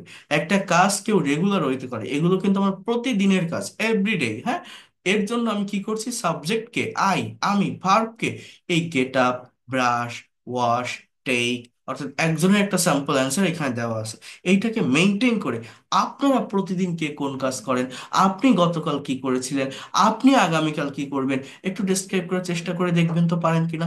কথা বলতে হয়, কাজ করতে হয়, নিজের ব্রেনের ভিতর ল্যাঙ্গুয়েজটাকে ইমপ্লিমেন্ট করার চেষ্টা করতে হবে, স্টাবলিশ করার চেষ্টা করতে হবে, নিজের ব্রেইনে এই ল্যাঙ্গুয়েজটাকে অ্যাপ্লাই করতে হবে, তাহলেই আপনি ল্যাঙ্গুয়েজটা শিখতে পারবেন। আই ডু সাম এক্সারসাইজ, আমি কিছু ব্যায়াম করি, then I refresh myself and take my breakfast, fresh হই এবং আমার ব্রেকফাস্ট করি। I get ready to go to office at 9:30 AM, আমি সাড়ে নটার দিকে অফিসে যাওয়ার জন্য রেডি হই। Then I start my work, আমার কাজ শুরু করি। I take lunch at 2 p.m. And I come back from office at 5 p.m, আমি 5টায় অফিস থেকে বাসায় ব্যাক করি। Then I spend some times with my family, আমার পরিবারের সাথে আমি কিছু সময় কাটাই। Then I learn English for 1 hour, I take my dinner at 10 p.m and I go to bed for sleeping at 11 p.m, so that's all about my daily activities. Thanks for patience hearing. অর্থাৎ যখন আপনি একটা টপিকের উপর কথা বলবেন বা speaking করবেন, সাবজেক্টের পরে ভার্বটাকে ইউজ করবেন, আপনি কোন কাজটা করেন, এই সাবজেক্ট আর ভার্ব যে পাশাপাশি বসাতে পারে, বাকি অংশটা এক্সটেনশন বা অবজেক্টের অংশটা দেখবেন অটোমেটিক্যালি চলে আসবে। এখন ভার্বের ফর্মটাকে সঠিকভাবে ব্যবহার করা শিখতে হবে। এটা কিভাবে করবেন, ব্যাকগ্রাউন্ড বুঝতে হয়, আপনি যে টপিকের উপর কথা বলছেন সেই টপিকটা কোন টাইম রিলেটেড, এইটা যদি বুঝতে পারেন দ্রুত স্পিকিং করা যায়। আমরা ইংলিশে কথা বলতে পারি না কেন, আমরা এই বিষয়টাই বুঝি না। কি, দেখেন ইংলিশে আমি বলছি 12টা টেন্স আছে, 18টার মতো মডাল সেমি মডেল আছে, 30টার মতো স্ট্রাকচার আছে, যেটা জানলে আপনি কথা বলতে পারবেন। বাট একটা সার্টেন টপিকের উপর যখন স্পিকিং করতে হয়, এই মিক্সড স্ট্রাকচারের প্রয়োজন হয় না, যদি ব্যাকগ্রাউন্ডটা বোঝা যায়। একটা বা সর্বোচ্চ দুইটা বা তিনটা স্ট্রাকচার দিয়ে সম্পূর্ণ একটা প্রেজেন্টেশন কাভার করা যায়। অর্থাৎ সব টপিক একই রিলেটেড হয় না, বিভিন্ন টাইম মেনটেন করে হয়, টপিক বুঝে কথা বলতে হয়, ব্যাকগ্রাউন্ডটা বুঝতে হয়, যে টেন্সটা কেমন, টাইমিংটা কেমন। যেমন এইখানে দেখছেন আপনার ভার্বগুলো কি, get up, wash, take, refresh. এখানে কোশ্চেনটা কি, speak about your daily activities. এখন আমি যদি আপনাকে বলি please speak about your yesterday activities, I mean what did you do yesterday, এটা আপনি ইংলিশে কিভাবে বলবেন? তখন কিন্তু আর ভার্বের এই ফর্মগুলো আপনি ব্যবহার করতে পারবেন না। দেখেন পরিবর্তন কোথায় হয়, সাবজেক্ট আই, আমি কি করেছিলাম সেটা বলবো, এবং যে কাজটা করেছিলাম সেই কাজটা, অর্থাৎ সাবজেক্টের পরে যদি ওই ভার্বটাকে আপনি ইউজ করতে পারেন, অবজেক্টের যে জায়গাটা অটোমেটিক চলে আসবে। বাট আমি যে কাজটা করেছি, আমার যে ক্রিয়া, সেইটার পাস্ট ফর্ম আমাকে ব্যবহার করতে হবে। কারণ কি, দেখেন এখানে বডি পার্ট থেকে I got up early in the morning yesterday, তাহলে বাংলাটা কি, বাংলা বুঝতে হবে, our mother tongue is Bangla. একটা ফরেন ল্যাঙ্গুয়েজ শিখতে গেলে আগে নিজের ভাষার সঙ্গে এটাকে কম্পেয়ার করার চেষ্টা করেন। কি বলছি, গেটের পাস্ট ফর্ম কি, গট, ব্রাশের পাস্ট ফর্ম কি, ব্রাশড, ওয়াশের পাস্ট ফর্ম কি, ওয়াশড, টেকের পাস্ট ফর্ম কি, টুক, ডু এর পাস্ট ফর্ম কি, ডিড, স্পেন্ডের পাস্ট ফর্ম কি, স্পেন্ড, স্টার্টের পাস্ট ফর্ম কি, স্টার্টেড, কামের পাস্ট ফর্ম কি, কেম, লার্নের পাস্ট ফর্ম কি, লার্ন, গো এর পাস্ট ফর্ম কি, ওয়েন। ভার্বের পাস্ট ফর্ম গুলো এখানে গ্রিন কালার দিয়ে হাইলাইট করা, আর এই পাস্ট ফর্ম গুলো ব্যবহার করার কারণে আমার অর্থের পরিবর্তন হচ্ছে। অর্থ কি, I got up early in the morning yesterday, অর্থাৎ গতকাল আমি খুব সকালে ঘুম থেকে উঠেছিলাম। After that I did some exercise, তারপর আমি কিছু ব্যায়াম করেছিলাম। Then I refreshed myself and took my breakfast, fresh হয়েছিলাম এবং আমার ব্রেকফাস্ট সম্পন্ন করেছিলাম। Then I got ready to go to office at 9:30 AM, আমি 9:30টার দিকে অফিসে যাওয়ার জন্য রেডি হয়েছিলাম। Then I came back from office at 5 p.m. 5টায় অফিস থেকে বাসায় ব্যাক করেছিলাম। কামের past form came. Then I spend some time. অনেকে স্পেন্ডের পাস্ট ফর্ম স্পেন্ডেড বলে ফেলে, কারণ জানে যে বেশিরভাগ ভার্বের পাস্ট ফর্ম ইডি হয়, বাট না, এসিএনটি সেন্ট। হ্যাঁ, এসিএনটি সেন্ট, পাস্ট ফর্ম কি S E N T sent, S P E N D, spend, past form spent. Okay, then I spend some time with my family. I learn English for 1 hour। I took my dinner at 10 p.m. আমি 10টায় আমার dinner করেছিলাম। Then I went to bed for sleeping at 11 p.m. আমি 11টায় বেডে ঘুমাতে গিয়েছিলাম। That's all about my yesterday activities. Thanks for patience hearing. So এইভাবে আমি আমার গতকালের কথাগুলোকে ডিসক্রাইব করলাম। In that way, what did you do yesterday, এখানে একজনের একটা স্যাম্পল অ্যান্সার দেওয়া আছে। আপনারা গতকাল যে কাজটা করেছিলেন সেটাকে একটু ডিসক্রাইব করার চেষ্টা করেন। মোবাইলে ভিডিও করেন, আয়না মিররের সামনে রেকর্ড করেন। দেখেন, আপনি আমার ফ্রি ক্লাস করছেন, আমি ওইভাবে আপনার কাছ থেকে এটা নিতে পারবো না। বাট আমার যারা পেইড কোর্সের স্টুডেন্ট থাকে ওদেরকে এইভাবে একটা প্রেজেন্টেশন, একটা টপিক বুঝিয়ে দেওয়ার পর পরের ক্লাসে তারা নিজেরাই সেটা প্রেজেন্ট করে, সেখানে ভুলটা হলে আমি ধরিয়ে দিতে পারি বা ধরিয়ে দেই। এটা এখান থেকে সম্ভব হয় না। অনেকে বলে আপনার ফ্রি কোর্স আর পেইড কোর্সের পার্থক্য কি? পার্থক্য এইটাই, এখানেও আমি অনেক বেশি পরিশ্রম করি, পেইড কোর্সেও পরিশ্রম করি, বাট পার্থক্য পেইড কোর্সে টু ওয়ে কমিউনিকেশন থাকে, যেটা থেকে ল্যাঙ্গুয়েজটা স্টুডেন্ট অনেক ভালো ডেভেলপ করতে পারে। কারণ এটা সায়েন্স না, এটা ম্যাথ না। আমি পড়াচ্ছি, আপনি মনোযোগ দিয়ে শুনলেন। যত ভালো টিচারের কাছে ক্লাস করেন, 1000টা ক্লাস করলে কোনো লাভ হবে না। আপনি শিখতেছেন, শিখবেন, শিখতে পারবেন, বাট 1000টা ক্লাস করলে কোনো লাভ হবে না যদি না নিজের মুখ থেকে আপনি কথা বের করতে পারেন। English is a language. Language শেখার জন্য কি করতে হয়? প্র্যাকটিস করতে হয়। Practice, practice and practice.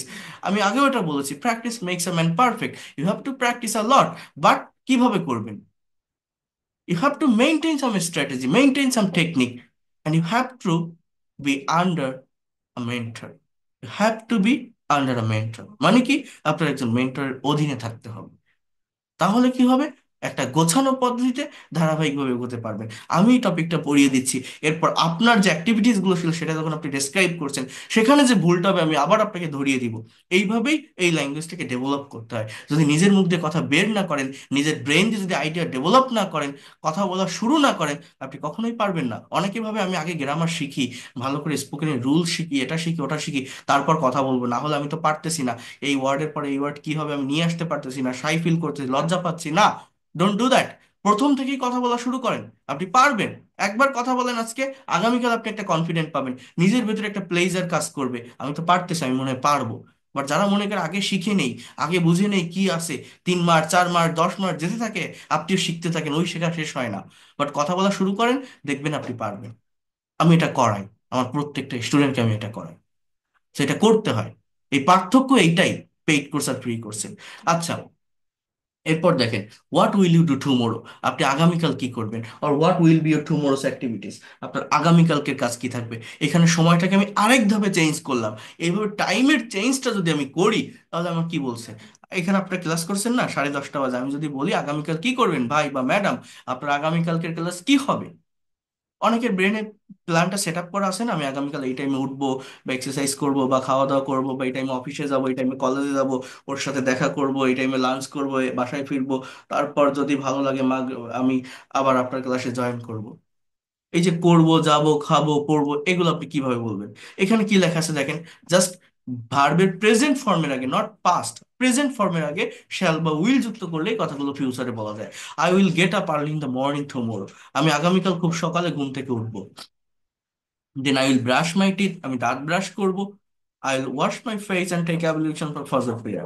I will do some exercise, then I will refresh myself and take my breakfast. আমি কিছু ব্যায়াম করব, আমি ফ্রেশ হব এবং আমার ব্রেকফাস্ট করব। I will gate ready to go to office at 9:30 a.m. আমি 9:30টার দিকে অফিসে যাওয়ার জন্য রেডি হব। I will start my work. I will take lunch at 2 p.m. After that, I will come back from office at 5 p.m. Then I will spend some time with my family. Bangla কি? তারপর আমার পরিবারের সাথে কিছু সময় কাটাবো। I will learn English for 1 hour. I will take my dinner at 10 p.m. Then I will go to bed for sleeping at 11 p.m. That will be my tomorrow activities. Thanks for patience hearing. So এইভাবে আপনি প্রতিদিন কি করেন, গতকাল কি করেছিলেন, আগামীকাল কি করবেন, 3টা টপিকের উপর 3টা প্রেজেন্টেশন আপনি লেখার চেষ্টা করবেন তো, মুখে বলার চেষ্টা করবেন তো, পারেন কিনা। একবার কথা বলা শুরু করেন, আপনি পারবেন। যারা কথা বলে না, চুপ করে থাকে, তারা কখনোই ডেভেলপ করতে পারে না, পারবেও না। আর এগুলো কঠিন না। English is a very straight language. একটা সাবজেক্ট নেন, দেন যে কাজটা করছেন সেই ভার্বটা বসান, দেখবেন অবজেক্ট অটোমেটিক্যালি চলে আসে। ইংলিশে অক্ষর কয়টা, অ্যালফাবেট কয়টা, লেটার কয়টা? ইংলিশ ল্যাঙ্গুয়েজে টোটাল 26টা লেটার আছে, বাংলায় কয়টা? 50টা। তো বাংলা আরো জটিল, আরো কঠিন। ইংলিশে এই 26টা লেটার দিয়ে সাবলীল ভাবে সব কথা বলা যায়, লেখা যায়, সেভাবেই এটা তৈরি হয়েছে। বাট বাংলায় ওই 50টা লেটার দিয়েও সব কথা তৈরি করা যায় না। আবার আমার যুক্ত বর্ণের প্রয়োজন হয়। আকার রস্যিকার যুক্ত বর্ণ লাগে না?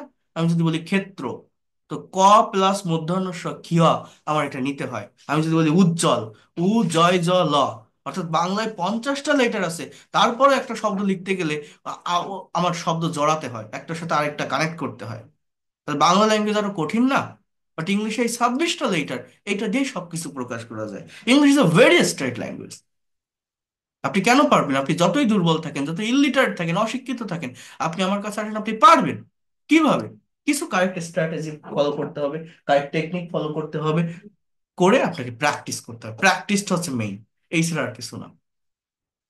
এখন দেখেন, এগুলো যেটা আমি দেখালাম, এটা আপনি বলতে পারেন এটা আপনি আগের দিন দেখিয়েছিলেন বা এটা তৈরি করে একটা টপিক। আমি যদি একটা আইএলটিএস এর কিউ কার টপিকেও আসি, সেখানেও যখন আপনি স্পিকিং করবেন বা কথা বলবেন, এই সেম ওয়েটা ফলো করা হয়। অর্থাৎ কি, আপনাকে ফোকাসটা কোথায় করতে হবে? ভার্বের ফর্মের উপর। যেমন এখানে একটা টপিক আছে, একটা স্যাম্পল অ্যান্সার আছে এবং কিছু কোশ্চেন আছে। দেখেন, বলছে আ পিকনিক আই এনজয়, একটা পিকনিক আমি উপভোগ করেছিলাম। মনে করেন আপনি একটা আইএলটিএস এর এক্সাম ফেস করছেন, আপনার এক্সামিনার আপনাকে প্রশ্ন করছে যে have you ever enjoyed any kinds of picnic, আর did you enjoy any kinds of picnic in your life? If you have any experience, please share your thought. এরপর সে বলছে, when did you go on a picnic, where did you go, what did you do after reaching the spot, when did you take your lunch, what were there in the food items, what recreational activities did you perform there, when did you start for home? এই যে question গুলো, এই কোশ্চেনের against আপনাকে answer করতে হবে, এবং সেটা কোনো গ্রামেটিক্যাল মিস্টেক ছাড়া কারেক্ট ওয়েতে কিভাবে আপনি অ্যান্সার করবেন। আপনি কি পারবেন? ভেবে দেখেন তো কিভাবে। আবারও বলছি, যে কোনো টপিকের উপর কথা বলতে গেলে ব্যাকগ্রাউন্ডটা বুঝতে হয়। যেমন আপনি পিকনিক করেছেন কিনা তার একটা এক্সপিরিয়েন্স সে জানতে চাচ্ছে। তার মানে কি, আপনি অতীতের একটা এক্সপিরিয়েন্স আপনি শেয়ার করবেন এখানে, অতীতের, পাস্টের। কথাটা বোঝার চেষ্টা করেন।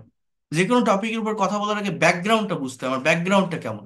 আপনার এখানে এমন কেউ নেই যারা জীবনে কোনোদিন পিকনিক করেননি। আপনার বন্ধুদের সাথে হোক, পরিবারের সাথে হোক, কলিগসদের সাথে হোক, যদি কখনো কোনোদিন কোনো পিকনিক করে থাকেন, তার এক্সপিরিয়েন্সটা কেমন ছিল, কবে করেছিলেন, কার সাথে করেছিলেন, কোথায় করেছিলেন, সেখানকার আয়োজনটা কি ছিল, সেটা আপনাকে ডিসক্রাইব করতে হবে। ভেবে দেখবেন যে আপনি পারবেন কিনা। কিভাবে করবেন? দেখেন, এখানে একটা স্যাম্পল অ্যান্সার দেওয়া আছে, একজনের একটা এক্সপিরিয়েন্সের অ্যান্সার দেওয়া আছে। এইটা আমরা একটু ভালোভাবে দেখবো। এইটা দেখলে কি হবে, আমরা একটা আইডিয়া পাবো। তারপরে নিজের মতো করে নিজের এক্সপিরিয়েন্সটা শেয়ার করব। এটা করতে হয়, তো দ্রুত ল্যাঙ্গুয়েজটাকে ডেভেলপ করা যায়। এই স্যাম্পল অ্যান্সারটা কেন দেখবো জানেন? মনে করেন আমি যদি এখন হঠাৎ করে আপনাকে একটা কোশ্চেন করি, ফেভার, অর্থাৎ জ্বর, জ্বর হয় না আমাদের মানুষের জ্বর। আমি যদি বলি আপনি জ্বর নিয়ে 10টা বাক্য বলেন, তো আমাকে বাংলায় বলবেন জ্বর সম্পর্কে। ভেবে দেখবেন এই বাংলাও আপনি বলতে পারবেন না। আপনি বলবেন, কয়েকটা বলতে পারেন, যে জ্বর, শরীরের তাপমাত্রা যখন বেশি হয় সেটাকে আমরা জ্বর বলি। জ্বর হলে আমাদের ওষুধ খেতে হয়। কোন ওষুধ? মনে করেন আমি বলছি যে আমাকে নাপা ওষুধ যেটা আছে, প্যারাসিটামল, এইটা আমাকে খেতে হয়। এছাড়া জ্বর হলে কি করতে হয়, আরেকটু ভাবার চেষ্টা করেন। আর দু একটা কথা বলে দেখবেন আপনি পারবেন না। বাট একজন ডাক্তারের কাছে আপনি যান, তাকে আপনি বলেন যে জ্বর সম্পর্কে 10টা সেন্টেন্স বলেন তো, সে অটোমেটিক বলে দিতে পারবে যে জ্বর হলে এই ধরনের অবস্থা সৃষ্টি হয়, বা তোমার জ্বরটা এই রকম, এই ওষুধটা খেতে হবে, ওই ওষুধটা খেতে হবে, বা এই কাজটা করবো, এই কাজটা করা যাবে না। একজন ডাক্তার ওই জ্বর সম্পর্কে যেভাবে 10টা সেন্টেন্স দ্রুত বলতে পারবে, আপনি সেটা পারবেন না। কারণ সেই কনসেপ্ট, সেই আইডিয়াটা আপনার নেই, যেটা একজন ডাক্তারের আছে। কারণ কি, সে ওই জ্বর নিয়ে পড়াশুনো করছে। জ্বর হলে কি করতে হয়, কিভাবে সেটাকে প্রশমিত করতে হয়, সেটা সে জানে। আপনি সেভাবে জানেন না, আপনার ওই নলেজটা নেই, অর্থাৎ আপনি বাংলায়ও বলতে পারবেন না। তাহলে এই যে একটা স্যাম্পল অ্যান্সার আছে, এই অ্যান্সারটা আমাকে একবার যদি আমরা দেখি, তাহলে কি হবে? তাহলে এটার উপর দ্রুত বা সহজে আমরা প্রেজেন্টেশনটা দিতে পারবো, স্পিকিংটা করতে পারবো। প্রাইমারি লেভেলে এরকম ভাবে স্যাম্পল অ্যান্সার দেখতে হয়। তারপর আর দরকার হয় না, 10-12টা টপিকের উপর এইভাবে দেখে করলে কি হবে, এই জায়গাটাকে আপনি অ্যাবজর্ব করতে পারবেন, ইনফরমেশন গুলো বুঝতে পারবেন, একটা সেন্টেন্সের রাইটিং এর ফরমেশনটাকে এইটা আপনি বুঝতে পারবেন।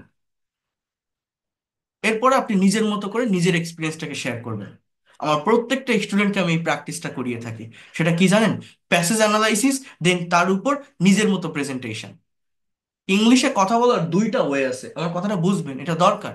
ক্লাস অনেক পাবেন, অনেক মানুষের ক্লাস দেখবেন, ইউটিউব চ্যানেল, ফেসবুক পেজ, ওই 10 মিনিট 15 মিনিটের কন্টেন্ট দেখে কখনো ইংরেজি ভাষা ডেভেলপ করা যায় না।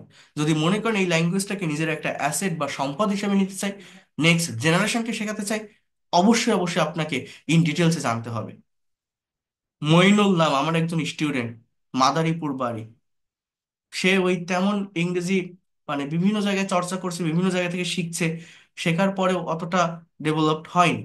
সে নিজে মাদারীপুর, তার অফলাইনের একটা ব্যাচ আছে ইংলিশে, সেখানে 13 জন 14 জন স্টুডেন্ট ছিল। এই গত মাসে আমার ব্যাচে ভর্তি হওয়ার পর আমাকে বলছে, স্যার আপনার ক্লাস করার পর আপনার টেকনিক, আপনার স্ট্র্যাটেজি ফলো করে আমি আমার স্টুডেন্টদেরকে পড়াই, ডাক্তার, উকিল, টিচার, অ্যাডভোকেট যাতে যাদের বলছি, এই ধরনের পেশার লোকজনেরা আমার কোর্সে ভর্তি হয়েছে, এবং আমার 13 জন থেকে 1 মাসে আমার 57 স্টুডেন্ট হয়ে গেছে, 57 জন স্টুডেন্ট হয়ে গেছে। আমার কাছ থেকে ক্লাস করে সে সেখানে পড়াচ্ছে অফলাইনে। এবং আমার এই যে বইটা, এই বইটাও সে অর্ডার করেছে তার স্টুডেন্টদের জন্য, এবং আমার এই মেথড গুলো ফলো করে পড়াচ্ছে। এরকম অনেক স্টুডেন্ট আছে আমার যারা আমার কাছ থেকে মেথড নিয়ে পড়াচ্ছে। এই গত এসে মানে এটা কি মাস, ফেব্রুয়ারি, জানুয়ারি 27 তারিখে মুন্সিগঞ্জে গিয়েছিলাম। একসঙ্গে 53 জন টিচারের ট্রেনিং দিয়ে আসছে, ইংলিশ ল্যাঙ্গুয়েজটা শিখিয়ে আসছে, 53 টিচার্স। সো আপনি যদি মনে করেন আমি ল্যাঙ্গুয়েজটাকে নিজের অ্যাসেট হিসাবে নিব, সম্পদ হিসাবে নিব, নেক্সট জেনারেশনকে শেখাবো, আপনাকে ডিটেলসে দেখতে হবে। শর্টকাট ওয়েতে ওই ছোট ছোট কন্টেন্ট দেখে ভাষা ডেভেলপ করা যায় না। যদি ধৈর্য থাকে, পেশেন্স থাকে, পজিটিভ মাইন্ডে নিতে পারেন, ক্লাসগুলো লাস্ট পর্যন্ত করবেন। যারা অফলাইনে হাজার হাজার টাকা খরচ করে ক্লাস করেন, তার থেকে বেটার আমার এই ফ্রি ক্লাস থেকে আপনি পাবেন। পূর্ণিমা নাম করে একটা মেয়ে, ঢাকার গার্মেন্টস এর মালিক, একটা বড় গার্মেন্টস এর, সে আহ 47,000 টাকা খরচ করে ইংলিশ কোর্স করে আইএলটিএস কমপ্লিট করছে, সেখানে 4-এর বেশি সে উঠাতে পারেনি। আমার 2,000 টাকার একটা কোর্স করে, এই ব্যাচের ক্লাস করে, সে এখন কানাডাতে গেছে। সে কিছুদিন আগে ফোন দিয়ে বলছিল, স্যার আমি এত টাকা খরচ করে ঢাকা শহরে আমি কিছুই করতে পারি না, বাট আপনার এই কোর্সটা করে আমি আইএলটিএস আমি 6.5 পেয়েছি, এবং আমি এখন কানাডাতে এসেছি, এটা আপনাকে আমি জানিয়ে দিয়েছি। কিছুদিন আগে ফোন দিছিল। আজকে একজন হংকং থেকে 10,000 টাকা পে করছে প্রাইভেট ব্যাচের জন্য। সো মেইন বিষয়টা হচ্ছে নিজের ইচ্ছা শক্তি, নিজের ইফোর্ট, এবং সঠিক একটা গাইডলাইন, এতটুকু থাকলে আপনি পারবেন। আবারও বলছি, ধৈর্য রাখতে হবে। শর্টকাট ওয়েতে কখনো ভাষা ডেভেলপ করা যায় না। আমি এই যে মুখে এই কথাগুলো আপনাদের বললাম না, এর কথা ওর কথা, আপনি বলতে পারেন যে আপনি এমনি লেকচার দিচ্ছেন, বাট এই কথাটা প্রুভেন কিনা বা সত্য কিনা, সেটার জন্য আমি বলছি না আপনি আমার পেইড কোর্সে আসেন। জাস্ট লাস্ট ডে পর্যন্ত যতদিন আমি ফ্রি ক্লাস নেই, এই ফ্রি ক্লাসগুলো করবেন। তারপর আপনি নিজেকে নিজে প্রশ্ন করবেন যে ওই লোকটার এই ফ্রি ক্লাসগুলো আমি করেছিলাম এবং সেখানে আমি কি কি শিখতে পেরেছি। যদি প্রথম থেকে শেষ পর্যন্ত ক্লাস করেন এবং আমার এই প্রত্যেকটা ফ্রি ক্লাস করেন, কোনো পেইড কোর্সের কথা বলছি না, পেইড কোর্স যারা করার তারা এমনিতেই করে। এই এই যে এখন ক্লাস নিচ্ছে, দেখেন আমার এই হোয়াটসঅ্যাপে কয়েকজন, এই যে একজন টাকা পাঠিয়েছে ফোনে, ওই দেখেন স্ক্রিনশট, ওই ইসের বিকাশে টাকা পাঠিয়ে দিচ্ছে, এই ক্লাসের ভিতর দিয়েও আমার ভর্তি হচ্ছে। আমি আপনাদের ক্লাস নিচ্ছি, এখানে ভর্তি হচ্ছে। তো এটা হচ্ছে বিষয়, কারণ আমি সেইভাবে পরিশ্রম করি, আমার ভিতরে যা কিছু আছে সবকিছু দিয়ে প্রত্যেকটা স্টুডেন্টকে শেখানোর বা বোঝানোর চেষ্টা করি। তো আমার বলা লাগে না যে আপনি আসেন, ক্লাস দেখেই তারা আসে, কোনো রংচটা বিজ্ঞাপন দেখে না। তো মেইন বিষয় হচ্ছে এটা, এই ফ্রি ক্লাসগুলো করে যান। আপনি যদি বেটার কিছু না পান তখন আপনি বলবেন। তো যেটা বলছি, মনোযোগ দিয়ে দেখেন। এখানে একটা সার্টেন টপিক আছে, এই টপিকটা আমি আপনাকে একটু অ্যানালাইসিস করে দিব, যে এখানে সাবজেক্ট কোনটা, ভার্ব কোনটা, ফ্রেজ কোনটা, ক্লজ কোনটা, কোথায় অ্যাডভার্বের ব্যবহার আছে। এটা করলে কি হবে, একটা বাক্যের রাইটিং এর ফরমেশনটা আপনি বুঝতে পারবেন। এই প্যাসেজটা অ্যানালাইসিস করলে কি হবে, আপনার রিডিং স্পিডটা ইনক্রিজ হবে, রিডিং এর যে স্কিলটা সেটা ইনক্রিজ হবে, বাড়বে, প্রোনাউন্সিয়েশন ক্লিয়ার হবে, নতুন ভোকাবুলারি থাকলে সেটা ডেভেলপ করতে পারবেন। এখানে একজনের একটা স্যাম্পল অ্যান্সার দেওয়া আছে পিকনিক সম্পর্কে, এইটার উপর ডিপেন্ড করে যখন আপনি নিজে স্পিকিং করবেন, নিজের স্পিকিং এর লেভেলটাও ডেভেলপ হবে। ইংলিশে কথা বলার দুইটা ওয়ে আছে, একটা হচ্ছে নেটিভস ইংলিশ স্পিকারদের সঙ্গে কমিউনিকেশন বা কনভারসেশন করা, আরেকটা হচ্ছে এই টপিকের উপর প্রেজেন্টেশন দেওয়া। কেন? অন্য কোনো ওয়ে নেই কেন? নেটিভ স্পিকারদের সঙ্গে কমিউনিকেশন বাংলাদেশের পার্সপেক্টিভ থেকে হয়ে ওঠে না সব জায়গায়। কারণ ওই যে কেলাপিঙ্গো, ক্যাম্বিলি এই অ্যাপগুলো ইউজ করে বলা লাগে যেখানে ডলার পে করতে হয়, এটা সবার পক্ষে সম্ভব হয় না। এছাড়া আমরা অনেকেই মোটামুটি গ্রামার জানি, আমরা মনে করি আমার গ্রামার ধারণা আছে, আমি স্পিকিং করতে চাই, এর জন্য আমার চর্চা করা দরকার। এই চর্চার জন্য আপনারা বিভিন্ন হোয়াটসঅ্যাপ গ্রুপে, মেসেঞ্জার গ্রুপে যুক্ত হন না? যারা এই গ্রুপগুলোতে আছেন, একটু প্রশ্ন করে দেখেন তো নিজেকে, এখানে কিসের কনভারসেশন হয়? একজন বলে hi, hello, how are you, what do you do, what are you doing now, where are you from. এই কথাগুলোই কিছুক্ষণ পর সে চলে যায়, আরেকজন আসে, তার সঙ্গেই সেম কথাগুলো হয়। অর্থাৎ নির্দিষ্ট একটা সার্কেলে আটকে থাকতে হয়। ইভেন আমরা যারা বিভিন্ন অ্যাপ ইউজ করে, প্লে স্টোরে অনেক অ্যাপ পাওয়া যায় যার মাধ্যমে ইংলিশ প্র্যাকটিস করা যায় ইনস্ট্যান্টলি, বাইরের কান্ট্রির লোকজনদের পাওয়া যায়। যেমন এই যে বাডি টক, হ্যালো ইংলিশ, স্পিক ইংলিশ, এপিসোডেন, বিভিন্ন অ্যাপ পাওয়া যায়। এই অ্যাপগুলো ইউজ করে অনেকে এখানে কনভারসেশন করেন, যারা কথা বলেন। আপনি ভেবে দেখেন তো, যারা এই অ্যাপগুলো ইউজ করে কথা বলেন, আপনার অপোজিট পার্সনটা কে থাকে? দেখবেন হয় সে ইন্ডিয়ান, না হলে শ্রীলঙ্কা, পাকিস্তান, আফগানিস্তান, ভিয়েতনাম, ফিলিপিন, ইন্দোনেশিয়ান, এই ধরনের কোন একটা কান্ট্রি বা রিজিয়নের লোক, যারা আপনার মতো ইংলিশে দুর্বল, তার ওই ফ্রি টাইমটা কাজে লাগিয়ে আপনার সাথে প্র্যাকটিস করতে আসছে। তো তার সঙ্গে যখন আপনি কথা বলছেন, ওই সেম কথাগুলোই বলছেন, hello bro, how are you, what do you do, where are you from, what kinds of food do you like most. কথাটা কেটে কেটে গেল, আরেকজনের কল ধরলো, তার সঙ্গে ওই সেম কথাটা বলছেন। এবং সেখানে যদি আপনি কোনো ভুল করেন, সেই ভুলটা ধরাই দিবে না। সে যদি ভুল করে, আপনি বুঝতে পারলেও সেটা আপনি তাকে ধরাই দিবেন না, কারণ সে যে কথাটা বলতে চাচ্ছে সেটা আপনি বুঝতে পারবেন, ওই ভুলটা ভুলই থেকে যায়। অনেকের ফ্লুয়েন্সি আছে, আমার ল্যাঙ্গুয়েজ ক্লাব আছে পেইড কোর্সের স্টুডেন্টদের, অনেক স্টুডেন্ট আছে যারা ফ্লুয়েন্টলি কথা বলে, কিন্তু তার ভিতরে যে ভুলটা থেকে যায়, ওই ভুল কখনো সে সংশোধন করে না। দেখে মনে হবে না যে সে ভুল করতেছে, বাট যারা এক্সপার্ট টিচার তারা তো বুঝে যায়। এবং আইএলটিএস এর এক্সাম যেগুলো, ওই জায়গাগুলোতে তারা ধরা পড়ে যায়। এই হচ্ছে বিষয়। তো এই যে একটা সার্কেলের ভিতর আটকে থাকা হয়, এই জায়গাটা থেকে বেরিয়ে আসার জন্য এই টপিকের উপর স্পিকিং করতে হয়। এক একটা টপিক এক এক ধরনের হয়, এক এক রিলেটেড হয়, এক একটা টপিকের কনটেক্সট এক এক রকম হয়। এইটা করলে কি হয়? ভোকাবুলারি ডেভেলপমেন্ট হয়, নতুন অনেক ইনফরমেশন পাওয়া যায়, স্কিলটা ডেভেলপ হয়। যেমন এই যে টপিক, একজনের একটা স্যাম্পল অ্যান্সার আমি যদি একটু পড়ি, এরপরে দেখেন নিজের মতো করে কিভাবে এটার উপর স্পিকিং করবেন। একটু দেখাই, একটু ওয়েট করে, আমি টেন্স শেখাচ্ছিলাম, বাট সেখান থেকে এই জায়গাটাতে চলে আসছি কেন? এটা আমাদের জানা প্রয়োজন, বোঝা প্রয়োজন, একটু মনোযোগ দিন। অনেকে এগুলো দেখে না, শেখে না, শর্টকাট ওয়েতে শিখতে চায়, কিন্তু শর্টকাট ওয়েতে ল্যাঙ্গুয়েজ ডেভেলপ করা যায় না। দেখেন, লাস্ট উইন্টার বলছে গত শীতে, এটা কিন্তু কোনো সাবজেক্ট না, কোনো অবজেক্ট না, এটা জাস্ট একটা adverbial phrase, adverb of time. Main সেন্টেন্সটা এখান থেকে শুরু। আর একটা কথা বলে রাখি, সবসময় সাবজেক্ট আর ভার্বের দিকে ফোকাস করবেন। যেমন আই ওয়েন্ট, গো মানে যাওয়া, এখানে বলছে when did you go. Past টেন্সের কোশ্চেন করলে ডিড এর ব্যবহার হয়, মেইন ভার্বটা প্রেজেন্ট ফর্মে চলে আসে।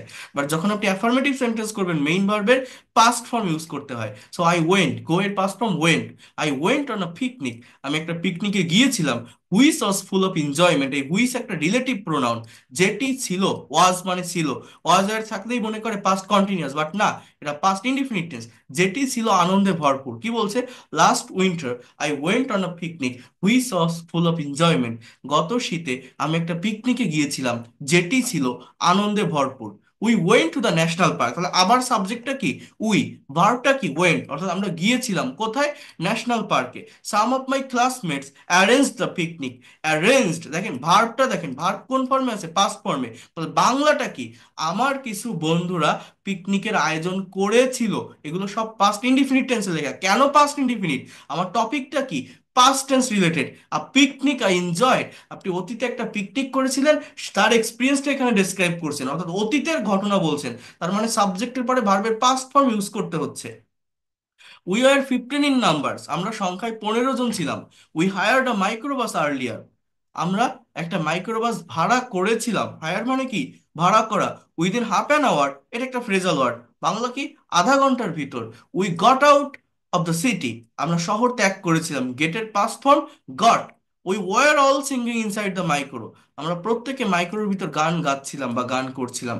At last at about 10 AM, প্রায় 10টার দিকে, we reached the grand spot, আমরা আমাদের মেইন যে গন্তব্য, গ্র্যান্ড যে স্পট, সেখানে পৌঁছিয়েছিলাম। রিচড, এটাও পাস্ট টেন্স। আফটার রিচিং, অর্থাৎ পৌঁছানোর পর, উই ফিনিশড আওয়ার ব্রেকফাস্ট, আমরা আমাদের ব্রেকফাস্ট সম্পন্ন করেছিলাম। We did not take any cook with us. আমরা আমাদের সাথে কোনো রাঁধুনিকে নেইনি। দেখেন, কুক মানে রান্না করা ভার্ব, আবার কুক মানে রাঁধুনি নাউন।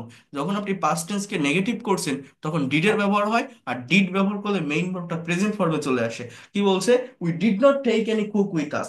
আমরা আমাদের সঙ্গে কোনো রাঁধুনিকে নেইনি। প্যাসেজ বোঝার চেষ্টা করেন, প্যাসেজ অ্যানালাইসিস করার চেষ্টা করতে হয়। Two of our classmates, Rana and Kamal, took the charge of cooking. আমাদের দুইজন বন্ধু রানা এবং কামাল রান্নার দায়িত্ব নিয়েছিল। দেখছেন, ডিড নট টেক, আবার এখানে টুক। কেন? চার্জ মানে দায়িত্ব নেওয়া, কারণ এটা অ্যাফার্মেটিভ আর এটা negative. Sohel and I dug a small hole to make a temporary cooker. Sohel এবং আমি একটা ছোট চুলা খনন করেছিলাম ক্ষণস্থায়ী রান্নার জন্য। We all started helping Rana and Kamal. আমরা প্রত্যেকে রানা এবং কামালকে সাহায্য করা শুরু করেছিলাম। Some of our friends fetched water from nearby sources. Fetched মানে এনেছিল, নিয়ে আসা। হ্যাঁ, ব্রিং মানে নিয়ে আসা না, ওইটার পাস্ট, মানে ওইটার সিনোনিম আর কি। ফেস্ট এনেছিল পানি কাছের উৎস থেকে। আদার্স হেল্প, অন্যরা সাহায্য করেছিল। To prepare onion garlic and other spices, অর্থাৎ এই পেঁয়াজ রসুন বা অন্যান্য মশলা তৈরিতে। অ্যাট অ্যাবাউট 1:30 PM, প্রায় 1:30টার দিকে। 1:30 মানে কি? 1:30। দ্য ডিশ ওয়াজ রেডি, খাবার প্রস্তুত হয়েছিল। এভরিওয়ান ফেল্ট কোয়াইট হাংরি, প্রত্যেকে খুবই ক্ষুধার্ত অনুভব করেছিল। FEEL, ফিল, এর পাস্ট ফর্ম কি? Felt. I started serving the prepared food, আমি প্রস্তুতকৃত খাবার সার্ভ করা শুরু করেছিলাম। হ্যাঁ, দেয়ার ওয়ার, সেখানে ছিল pulao, roast, beef, salad etcetera. We finished our feast and retired to rest for about half an hour. আমরা আমাদের খাওয়া শেষ করেছিলাম এবং আধা ঘন্টার জন্য রেস্ট নিয়েছিলাম। ফেস্ট মানে কি? ভোজন, হ্যাঁ, বা খাওয়া। One of our friends recited a great poem of Jibanananda Das. আমাদের একজন বন্ধু জীবনানন্দ দাশের একটা কবিতা আবৃত্তি করেছিল। রিসাইট থেকে রিসাইটেড মানে আবৃত্তি করা। Ripon presented a joke on a voracious eater. Voracious মানে কি জানেন? এই দেখেন, এখান থেকে ভোকাবুলারি ডেভেলপমেন্টটা হয়। খাদ্যরসিক ব্যক্তি। রিপন একটা জোক উপস্থাপন করেছিল খাদ্যরসিক ব্যক্তির ভূমিকায় বা ব্যক্তির মতো। Suman, who is a good singer, presented to sounds of Nazrul. Suman, এই সেন্টেন্সটার মেইন পার্ট কোনটা জানেন? সুমন সাবজেক্ট, প্রেজেন্টেডটা verb. Suman presented to sounds of Nazrul. Suman নজরুলের দুইটা গান গেয়েছিল বা প্রেজেন্ট করেছিল। বাট এই ভিতরে আরেকটা ক্লজ আছে, হু ইজ আ গুড সিঙ্গার। এটা হচ্ছে মূলত একটা অ্যাপোজিটিভ, মানে সুমন সম্পর্কে একটা ইনফরমেশন দিচ্ছে। এগুলো রাইটিং এর পার্টে আছে, আমার অনেকগুলো রাইটিং এর ক্লাস আছে, আমি দেখাবো। Suman, who is a good singer, presented to sounds of Nazrul. এগুলো কিভাবে হয় জানেন? যেমন আমি যদি বলি doctor Mohammad Yunus is a chief adviser of Bangladesh. এখন আমি যদি এই বাক্যটাকে এইভাবে বলি, doctor Mohammad Yunus who got Nobel peace prize, এবার আমি বললাম is a chief adviser of Bangladesh. ওই যে ইউনুস সম্পর্কে আমি একটা এক্সট্রা ইনফরমেশন এই জায়গাটাতে দিলাম, ডক্টর মোহাম্মদ ইউনুস সম্পর্কে যে এক্সট্রা ইনফরমেশন দিলাম, যে who got Nobel prize, that is called appositive. এখানেও সেই বিষয়টা বলছে যে সুমন, যে একজন ভালো গায়ক, নজরুলের দুইটা গান গেয়েছিল। We started for home at 5 PM after taking our tea. আমরা বাড়ি ফিরেছিলাম 5টায় আমাদের চা খাওয়ার পর। We enjoyed the picnic most and it is really memorable day for me. এই যে সেন্টেন্সগুলো দেখছেন, এই যে তার পিকনিকের উপর একটা স্যাম্পল অ্যান্সার সে দিয়েছে, এখানে আপনারা কিভাবে স্পিকিং করবেন? আপনাকে যদি কেউ এই কোশ্চেনটা করে যে have you ever enjoyed any kinds of picnic, if you have any experience please share your thought. When did you go on a picnic? Where did you go? What did you do after reaching the spot? When did you take your lunch? So how can you speak in English on this topic without any grammatical mistake? It is very easy. English is a very easy language, straight language. Just you have to follow and maintain some technique and strategy. এটা কি? দেখেন, প্রত্যেকটা জায়গায় আপনি একটা করে subject আর verb নেন, দেখবেন অবজেক্টটা অটোমেটিক্যাল চলে আসে। সাবজেক্টকে আই, সাবজেক্টকে উই, সাবজেক্টকে উই, সাবজেক্টকে উই, সাবজেক্টকে উই, সাবজেক্টকে উই। বোঝেন? এগুলো বোঝেন? এই যে কি লিখতেছি, এই যে উই লিখতেছি, কেন লিখতেছি জানেন? এবার দেখেন ভার্ব বসান, আই। এবার একটা ভার্ব নেন, ওয়েন, আমি গিয়েছিলাম। এবার কোথায় গিয়েছিলাম? সাবজেক্ট আর ভার্ব বসান, বাকিটা অটোমেটিক চলে আসে। দেখেন, I went on a picnic, আমি একটা পিকনিকে গিয়েছিলাম। এবার একটা প্লেসের নাম মেনশন করে। আচ্ছা, এখানে একটা টাইমের নাম মেনশন করে, I went on a picnic last month, এটা একটা টাইমের মেনশন করলো। এইবার আপনি এখানে উই লিখছি না, এই উই এর আগে একটা সেন্টেন্স বসান, যে I along with, along with, accompanied by, together with এগুলোর মানে হচ্ছে সাথে। I along with. এবার মাই ফ্রেন্ডস, এরপর I N D S, my friends, এরপর I E N D S, এটা কিন্তু একটা সাবজেক্টের part. I along with my family, my colleagues, my husbands, যে কোনো কিছু আপনি এখানে মেনশন করেন, যার সাথে আপনি গিয়েছিলেন, যার সাথে আপনি পিকনিকটা করেছিলেন। I along with my friends went to the picnic. আমি সাথে আমার বন্ধুরা পিকনিকে গিয়েছিলাম, পিআইসি। এবার কি করবেন? এবার সাবজেক্ট আর ভার্ব, এবার I along with my friend যখন আপনি বসিয়েছেন, এখন আপনি কি করবেন? এখন আপনি এই উই বসান, সাবজেক্ট হিসেবে উই নেন, যে উই ওয়েন্ট। আবার বসান, আমরা গিয়েছিলাম কোথায়? To the Sundarban, we went to the Sylhet,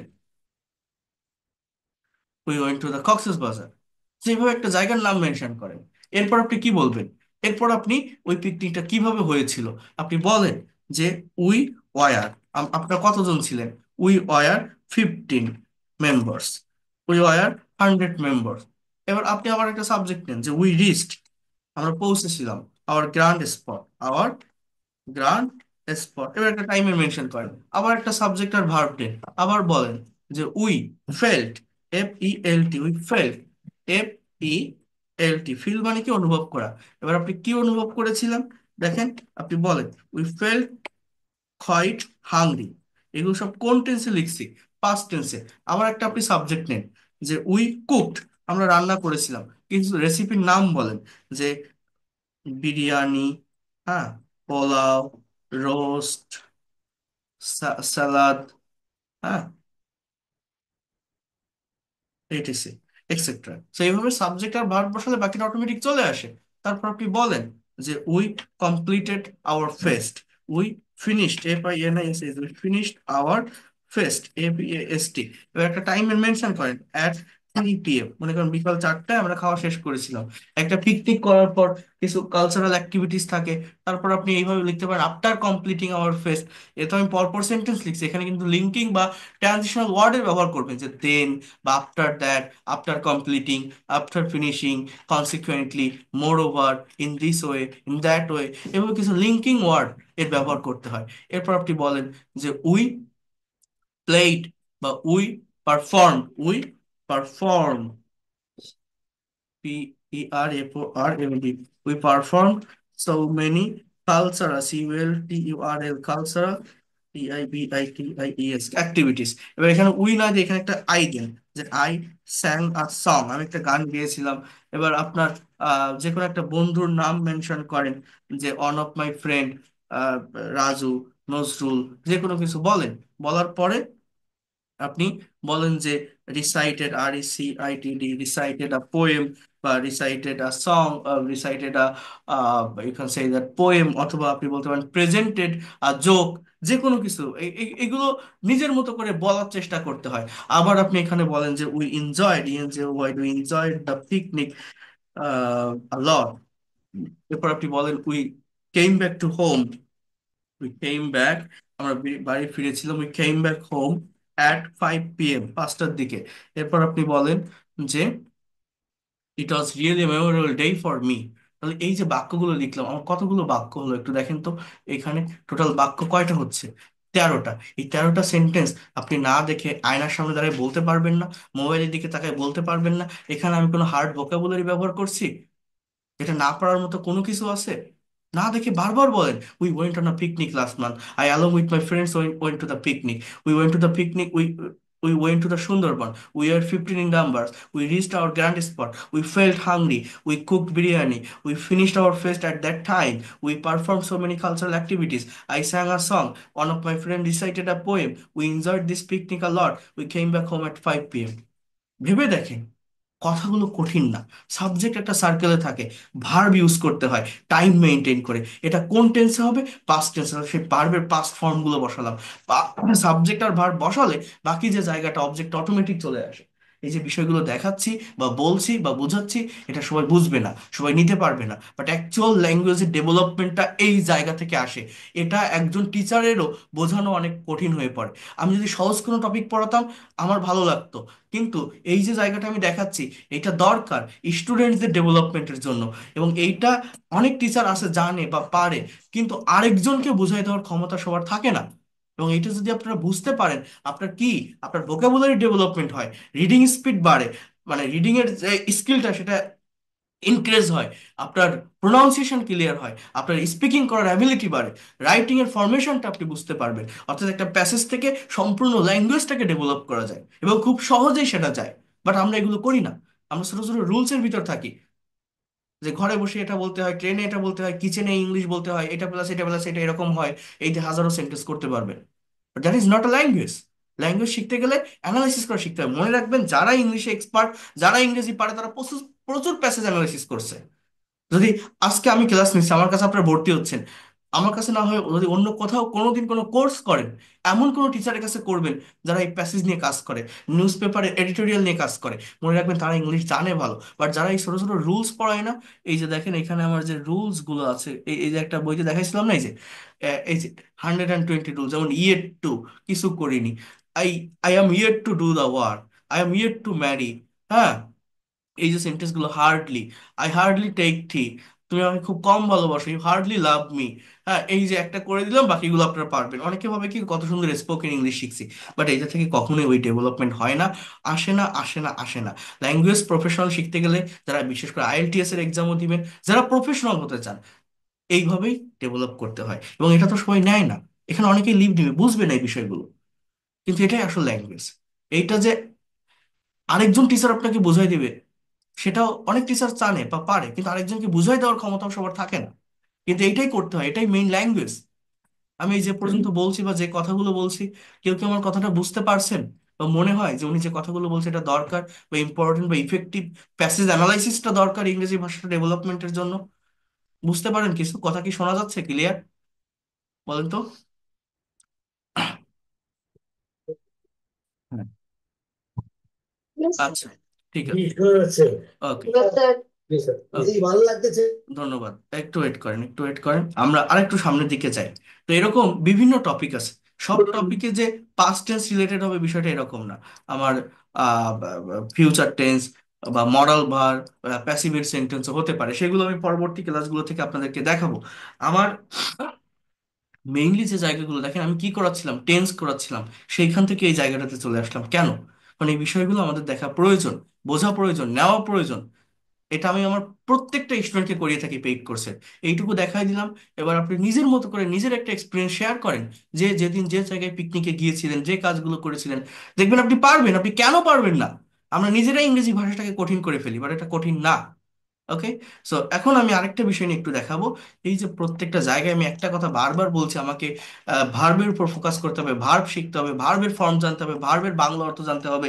vocabulary ডেভেলপমেন্টের জন্য ভার্ব জানা খুবই দরকার, খুবই প্রয়োজন। বাট এই ভার্বকে কিভাবে মুখস্থ করব, এবার এইটা আমি একটু দেখাবো 10 মিনিটের ভিতরে। আমি একটা লেসন আপনাদেরকে দেখাবো, প্রত্যেকে অ্যাটেন্টিভলি এটা দেখবেন। যদি এটা দেখতে পারেন, এটা যদি আপনারা শিখতে পারেন, মনে রাখবেন, এই ভাষাটা নিয়ে আপনাদের আর কোনো সমস্যা হবে না। অর্থাৎ ভোকাবুলারি ডেভেলপমেন্ট আমরা কিভাবে করতে পারি। মনে করেন, এখানে আমার কাছে অনেকেই আছে, একজন ক্লাস করে 70 ইয়ার্স ওল্ড, ইউএসএ থেকে ক্লাস করে, 70 বছর বয়স। তো যার 70 বছর বয়স, তার ব্রেইনে নেওয়ার যে ক্ষমতা, ক্যাপাবিলিটি, একজন 14, 15, 16, 20 বছর বয়সী মানুষের সমান তো সেটা হয় না বা থাকে না। আমি যদি বলি যে আপনার ভোকাবুলারি পড়া দরকার, ভোকাবুলারি পড়ার জন্য এই ওয়ার্ডগুলো পড়া দরকার, এখন আপনি এটা কিভাবে পড়বেন? যদি আপনি গতানুগতিক ধারায় পড়ে যান, যে এই যে অ্যাকসেপ্ট মানে গ্রহণ করা, অ্যাক্ট মানে আচরণ করা, অ্যাসিভ মানে অর্জন করা, অ্যাডমায়ার মানে প্রশংসা করা, অ্যাডভাইস মানে উপদেশ দেওয়া, অ্যাফেক্ট মানে প্রভাবিত করা, অ্যাগ্রি মানে রাজি হওয়া, এই যে আমি পড়তেছি না, আপনি পরপর পড়েন। আপনি লাস্টে অ্যামিউজ মানে আনন্দ দেওয়া, এখানে আসেন, আপনি উপরেতে 2-4টা ভুলে যাবেন, যাই না আমরা? এভাবে গতানুগতিক ধারায় পড়ে আমরা কেউ এগুলোকে মুখস্থ রাখতে পারি না, বারবার পড়ি, বারবার পড়ি। বাট এইভাবে কতটুকু ধরে রাখা যায়? এটা সাইকোলজিক্যাল থিংস, হয় না। বাট এগুলো আমি আমার স্টুডেন্টদেরকে প্র্যাকটিক্যালি প্র্যাকটিস করিয়ে থাকি, প্র্যাকটিক্যালি চর্চা করিয়ে থাকি। সেটা কিভাবে? এই ওয়ার্ডগুলো দিয়ে আপনি সেন্টেন্স তৈরি করবেন, বাক্য তৈরি করবেন, সেই বাক্যকে আবার গল্পে পরিণত করবেন। আমার 200টা ভার্ব আছে, আপনি 20টা গল্প তৈরি করবেন। বিভিন্ন থিমের উপর করা যায় এটা, এবং সেইটা আমি দেখিয়ে দিই কিভাবে করতে হবে। এটা করতে পারলে হয়তো একটু টাইম লাগে, বাট একবার যে করবে এটা, একবার যে ভার্বগুলোকে ব্যবহার করবেন আপনি, সেই ভার্ব আপনি আর কোনোদিন ভুলবেন না, সেই ওয়ার্ড আপনি কোনোদিন ভুলবেন না, আপনার মনে গেঁথে যাবে। এটা এইভাবে করতে হয়। এটা থেকে কি হয় জানেন? টেন্স এর যে স্ট্রাকচার আমরা শিখে রাখি সেটার প্র্যাকটিক্যাল চর্চাটা হয়ে যায়, রাইটিংটা ক্লিয়ার হয়। যারা ফ্রি হ্যান্ড রাইটিং এ দুর্বল, এই জায়গাটা সলভ করতে পারলে অ্যাসাইনমেন্ট গুলো আমার পেইড কোর্সের স্টুডেন্টদেরকে দিয়ে থাকি, এই অ্যাসাইনমেন্ট গুলো করতে পারলে আপনার রাইটিং এর এই জায়গাটারও ডেভেলপমেন্ট চলে আসে। সেটা কেমন? 10 মিনিট যদি একটু মনোযোগ দিতে পারেন, আমি এখন আপনাদেরকে দেখাবো। বোঝার চেষ্টা করেন। মনে করেন আমি কয়েকটা ভার্ব নিব, এখান থেকে কয়েকটা ভার্ব আমি একটু আলাদা একটা পেজে নিব, এইখানে নিলাম। এই যে 10টা ভার্ব: অ্যাকসেপ্ট মানে গ্রহণ করা, অ্যাক্ট মানে আচরণ করা, সিপ মানে অর্জন করা, মায়ের মানে প্রশংসা করা, অ্যাডভাইস মানে উপদেশ দেওয়া, ফেক মানে প্রভাবিত করা, গ্রি মানে রাজি হওয়া, মেইজ মানে বিস্মিত হওয়া, মিউজ মানে আনন্দ দেওয়া। এই ওয়ার্ডগুলোর পাস্ট ফর্ম পাস্ট পার্টিসিপল ফর্মটা সেম, কারণ এগুলো উইক ভার্ব। ভার্ব দুই ভাবে হয়, রেগুলার বা উইক, আর স্ট্রং বা ইরেগুলার। তো আমরা এগুলো দিয়ে করি, কোনো সমস্যা নেই। একটা ভার্ব আমি নিব, মনে করেন এই যে অ্যাকসেপ্ট মানে কি গ্রহণ করা। এখন এই ভার্বটা দিয়ে আমি একটা বাক্য তৈরি করব। আমি যদি আপনাকে বলি আই, একটা সাবজেক্ট, এবার ওই ভার্বটা নিলাম, আই অ্যাকসেপ্টেড, ভার্বের পাস্ট ফর্মটা আমি ইউজ করলাম। এখন এই যে দুইটা ওয়ার্ড আমি লিখলাম, এই দুইটা ওয়ার্ডের অর্থ কি, বাংলা কি? আমি গ্রহণ করেছিলাম কি, আই অ্যাকসেপ্টেড হিজ প্রপোজাল, আমি তার প্রস্তাবটা গ্রহণ করেছিলাম। এই যে সাবজেক্ট আর ভার্বটা আমি নিলাম, কি লিখলাম? আই অ্যাকসেপ্টেড হিজ প্রপোজাল, আমি তার প্রস্তাবটা গ্রহণ করেছিলাম। একটা বাক্য আমি লিখলাম না? কোন টেন্সে? পাস্ট টেন্সে। যে কোনো কিছু আপনি অবজেক্ট হিসেবে বসাতে পারেন। এবার কার প্রস্তাব বা কি, এটা নিয়ে আমি একটা সেন্টেন্স লিখবো, একটা টপিক সেন্টেন্স লিখবো। আমি কি বলছি, এই যে ওয়ার্ডগুলো, এই প্রত্যেকটা ওয়ার্ড দিয়ে আমরা বাক্য তৈরি করব। সেই বাক্যগুলোকে একটা গল্পে পরিণত করব। এই গল্পে একটার সাথে একটা সেন্টেন্স কানেক্ট করার জন্য আমার বাইরে থেকে ভার্ব নিয়ে আসার বা সেন্টেন্স নিয়ে আসার প্রয়োজন হতে পারে, বাট এইগুলো যাতে কমন থাকে সেভাবে আমি তৈরি করব। সেটা কেমন? যেমন আমি যদি এরকম একটা কথা বলি, মনে করেন আমি একজন মেয়ে, এইভাবে বলছি: আ boy loves me very much, একটা ছেলে আমাকে খুব ভালোবাসে। কথাটা বুঝবেন? আমি একটু এটা অফ করে দিই, হ্যাঁ। এবার আমি একটা সেন্টেন্স লিখবো যে হি প্রপোজড মি ইয়েস্টারডে, সে গতকাল আমাকে প্রপোজ করেছিল বা প্রস্তাব দিয়েছিল। আচ্ছা, আমি এই বাক্যটা এবার এইখানে নিয়ে আসি, তাহলে ভালো দেখাবে। কি বললাম? A boy loves me very much, he propose me yesterday. এবার আমি এটা লিখলাম যে আই অ্যাকসেপ্টেড হিজ প্রপোজাল, আমি তার প্রস্তাবটা গ্রহণ করেছিলাম। এবার পরের যে ভার্বটা আছে অ্যাক্ট মানে আচরণ করা, এটাতে একটা সেন্টেন্স যদি লিখি, হি, যে কোনো থিমের উপর লেখা যায়, হি অ্যাক্টেড, সে আচরণ করেছিল, like a hero in front of me, আমার সামনে, in the time of proposing, he acted like a hero in front of me in the time of proposing, অর্থাৎ প্রপোজ করার সময় সে আমার সামনে একজন নায়কের মতো আচরণ করেছিল। অর্থাৎ ওই যে হাঁটু গেড়ে বসে প্রপোজ করে না, এরকম একটা আচরণ সে করেছিল, সেটা আমি লিখলাম। এরপর আছে অ্যাচিভ মানে অর্জন করা। আমি যদি বলি হি হ্যাজ অ্যাচিভড, এই হ্যাজ প্লাস ভিতরি মানে কি, সে অর্জন করেছে, SEHIEVED, he has achieved many things in his life, সে তার জীবনে অনেক কিছু অর্জন করেছে। কেন? বিকজ এর সাপোর্ট একটা সেন্টেন্স যদি লিখি, হি has completed his MBBS degree recently, কারণ সবেমাত্র সে তার MBBS ডিগ্রি সম্পন্ন করেছে, এই জন্য আমি বলছি যে সে তার জীবনে অনেক কিছু অর্জন করেছে। এবার দেখেন, এখানে একটা ভার্ব আছে অ্যাডমায়ার মানে প্রশংসা করা। নাও, এখন, এভরিওয়ান অ্যাডমায়ার্স হিম, এখন প্রত্যেকে তার প্রশংসা করে। নাও এভরিওয়ান অ্যাডমায়ার্স হিম, এই everyone, no one, someone, somebody, nobody, everybody, everything, এগুলোকে বলা হয় ইনডেফিনিট প্রোনাউন। এগুলো সিঙ্গুলার সাবজেক্টের কাজ করে, এগুলোর পরে ভার্ব সিঙ্গুলার হয়। আমার প্রেজেন্ট ইনডিফিনিট টেন্সের নিয়ম হচ্ছে subject third person singular number হলে ভার্বের সাথে এস বা ইএস বসে। তো এই অ্যাডমায়ারের সঙ্গে একটা এস বসছে এই কারণে। এই এই এই এটা প্রেজেন্ট ইনডিফিনিট টেন্সের, এবং এই এভরিওয়ানটা একটা সিঙ্গুলার সাবজেক্ট। ঠিক আছে, মনে রাখবেন এটা, আমি দেখাবো আরো বলবো। অ্যাডভাইস মানে উপদেশ দেওয়া, he also advises me about many things. সে আমাকে অনেক বিষয় সম্পর্কে উপদেশ দেয়। He also advises me about many things so that যাতে করে so that I can get success and get success in my life, যাতে করে আমি জীবনে বা আমার জীবনে সফল হতে পারি। বোঝার চেষ্টা করেন। এরপর কি আছে? affect মানে প্রভাবিত করা। this kind of this kind of things, এই বিষয়গুলো affect me very much, অর্থাৎ আমাকে খুবই প্রভাবিত করে। এগ্রি মানে রাজি হওয়া। ফর দ্যাট রিজন এই যে লিঙ্কিং ওয়ার্ড বা ট্রানজিশনাল ওয়ার্ড, এগুলোর ব্যবহার করলে একটার সঙ্গে একটা সেন্টেন্স কানেক্টেড হয়, বেশি মার্ক গ্যাদার করা যায় বিভিন্ন প্যারাগ্রাফ বা কম্পোজিশন রাইটিং। এ কারণেই আই এগ্রিড হিজ প্রপোজাল, এ কারণে আমি তার প্রস্তাবে রাজি হয়েছিলাম। অ্যামেজ মানে বিস্মিত হওয়া। ওয়েন একটা রিলেটিভ প্রোনাউন, একটা কমপ্লেক্স সেন্টেন্স আমি লিখছি। When I agreed his proposal, যখন আমি তার প্রস্তাবে রাজি হয়েছিলাম, হি AMAZED, হি অ্যামেজড, সে বিস্মিত হয়েছিল। And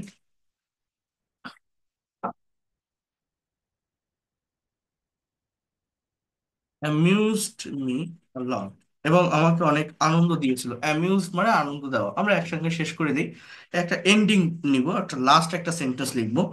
now we have taken a decision to marry each other, এখন আমরা একটা সিদ্ধান্ত নিয়েছি একে অন্যকে বিয়ে করার।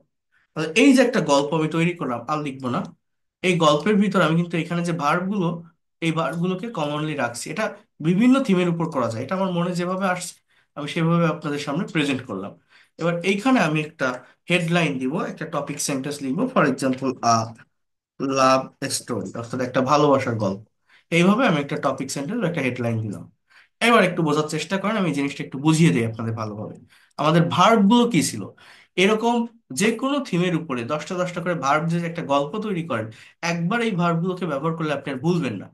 এখানে ভার্ব গুলো আছে অ্যাকসেপ্ট মানে গ্রহণ করা, অ্যাক্ট মানে আচরণ করা, অ্যাসিভ মানে অর্জন করা, অ্যাডমায়ার মানে প্রশংসা করা। দেখেন, a boy loves me very much, he proposed me yesterday. Bangla কি? সে গতকাল আমাকে প্রপোজ করেছিল। আই অ্যাকসেপ্টেড হিজ প্রপোজাল, আমি তার প্রস্তাবটা গ্রহণ করেছিলাম। এ একটা verb. He acted like a hero in front of me in the time of proposing, propose করার সময় সে আমার সামনে একজন নায়কের মতো, একজন হিরোর মতো আচরণ করেছিল। এটা আমার আরেকটা ভার্বের ব্যবহার হলো। He has achieved many things in his life, সে তার জীবনে অনেক কিছু অর্জন করেছে। এটা আমার আরেকটা verb. Because he has completed his MBBS degree recently, এটা আমি বাইরে থেকে একটা সেন্টেন্স নিয়ে আসলাম একটার সাথে একটা সেন্টেন্স ভালোভাবে কানেক্ট করার জন্য। এভরিওয়ান অ্যাডমায়ার্স হিম নাও, এটা আমার আরেকটা ভার্ব। প্রত্যেকে এখন তার প্রশংসা করে। He also advises me about many things so that I can get success in my life. সেখানে আরেকটা ভার্ব আছে advise, accept, act, achieve, admire, advise, then affect. So that kinds of things affect me very much, এই বিষয়গুলো আমাকে খুবই প্রভাবিত করে। For that reason I agreed his proposal, এই কারণে আমি তার প্রস্তাবে রাজি হয়েছিলাম। I agreed with his proposal, আমি তার প্রস্তাবের সাথে এগ্রি উইথ, রাজি হয়েছিলাম। এবার কি বলছে? When I agreed his proposal, he amazed and amused me a lot.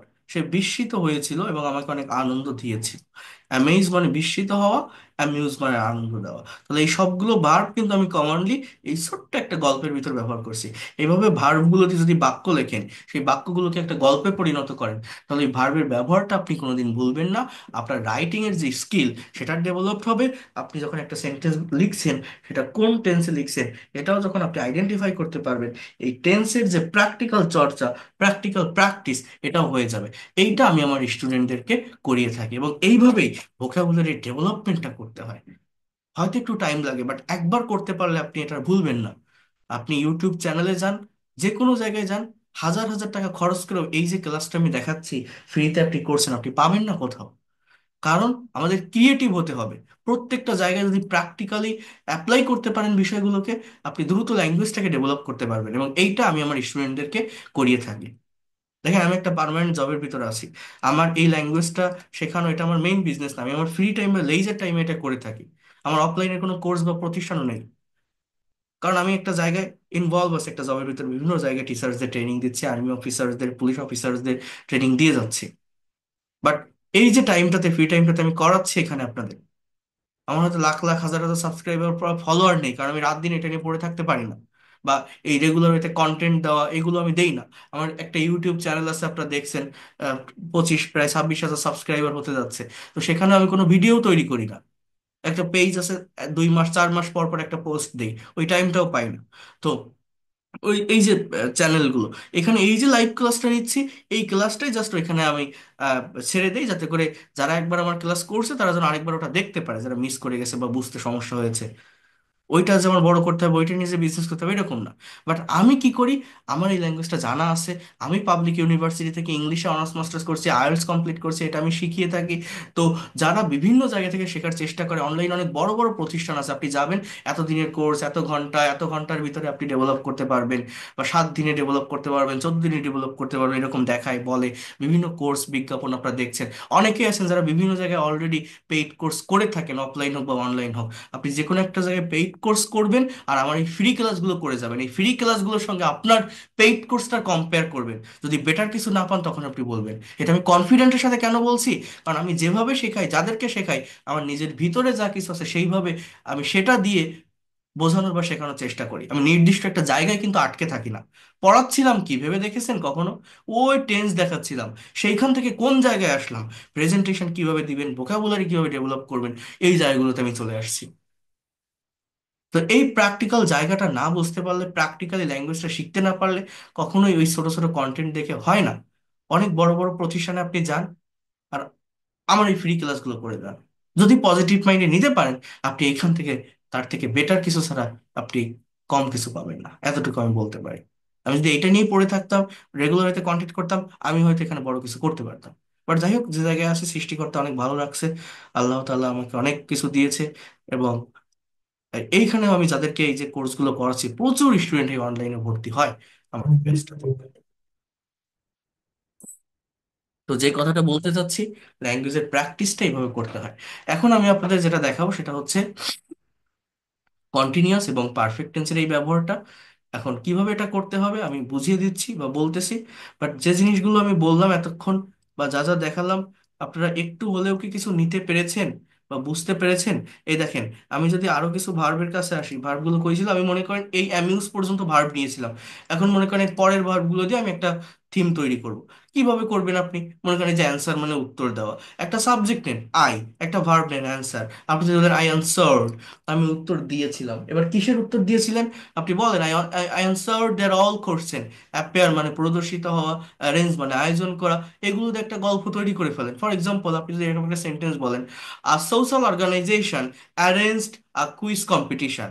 একটা সামাজিক প্রতিষ্ঠান একটা কুইজ প্রতিযোগিতার আয়োজন করেছিল।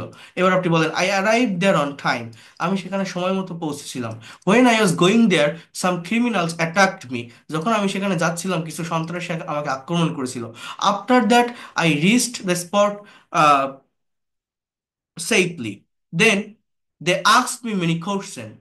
Many questions, you can say that many questions have been displayed in front of me or appeared in front of me. প্রদর্শিত হয়, display না, appeared in front of me.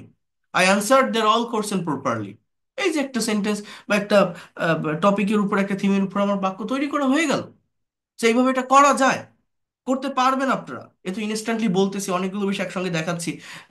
মানে ভালো ভালো সেন্টেন্স গুলো যদি একটু সময় নেওয়া যায়, তাহলে ভেবে ভেবে বলা যায়, বা একটা থিমের উপর গল্প তৈরি করা যায়, লেখা যায় নিজের মতো করে। কঠিন কিছু না। কেউ কি বুঝতে পারছেন আমি কি বললাম? যে ভোকাবুলারি ডেভেলপমেন্টটা কিভাবে আমরা করব বা কিভাবে হবে? Have you understood what I have said? হ্যাঁ, Yes, sir. আপনারা তো অনেক খুব সুন্দর। হ্যাঁ, আপনারা তো অনেক টিচারের ক্লাস দেখছেন ইউটিউব চ্যানেল, বাট এইভাবে কি দেখছেন ভোকাবুলারি সেন্টেন্স লেখা বা এর মাধ্যমে গল্প তৈরি করা? সো সো অনেক ধন্যবাদ আপনাদের। এই ক্লাসগুলো করেন, আমি আবারও বলছি, আমার পেইড কোর্স না, আমার এই ফ্রি ক্লাসগুলো করে যান। দেখেন আপনি অনেক ভালো কিছু পাবেন। এবং এই ফ্রি ক্লাস তো আমি একটা দুইটা তিনটা নিচ্ছি না, আগামীকালও আছে, আগামী পরশু দিনও আছে, তারপরও আছে, তারপর অনেকগুলো ক্লাস পাবেন, ঠিক আছে? আর আর আহ, যারা ভর্তি হবেন পেইড কোর্সে তারা দ্রুত হয়ে যাবেন, কারণ আমি একটা কথা বলে রাখি, এই যে ক্লাসটা নিচ্ছে এই 3 নাম্বার বা 4 নাম্বার ক্লাস নেওয়ার পর আমার সিট থাকে না। 1 মাস 2 মাস 3 মাস ওয়েট করতে হয়, তারপরে গিয়ে তারা ভর্তি হয়, এরকম অনেক আছে।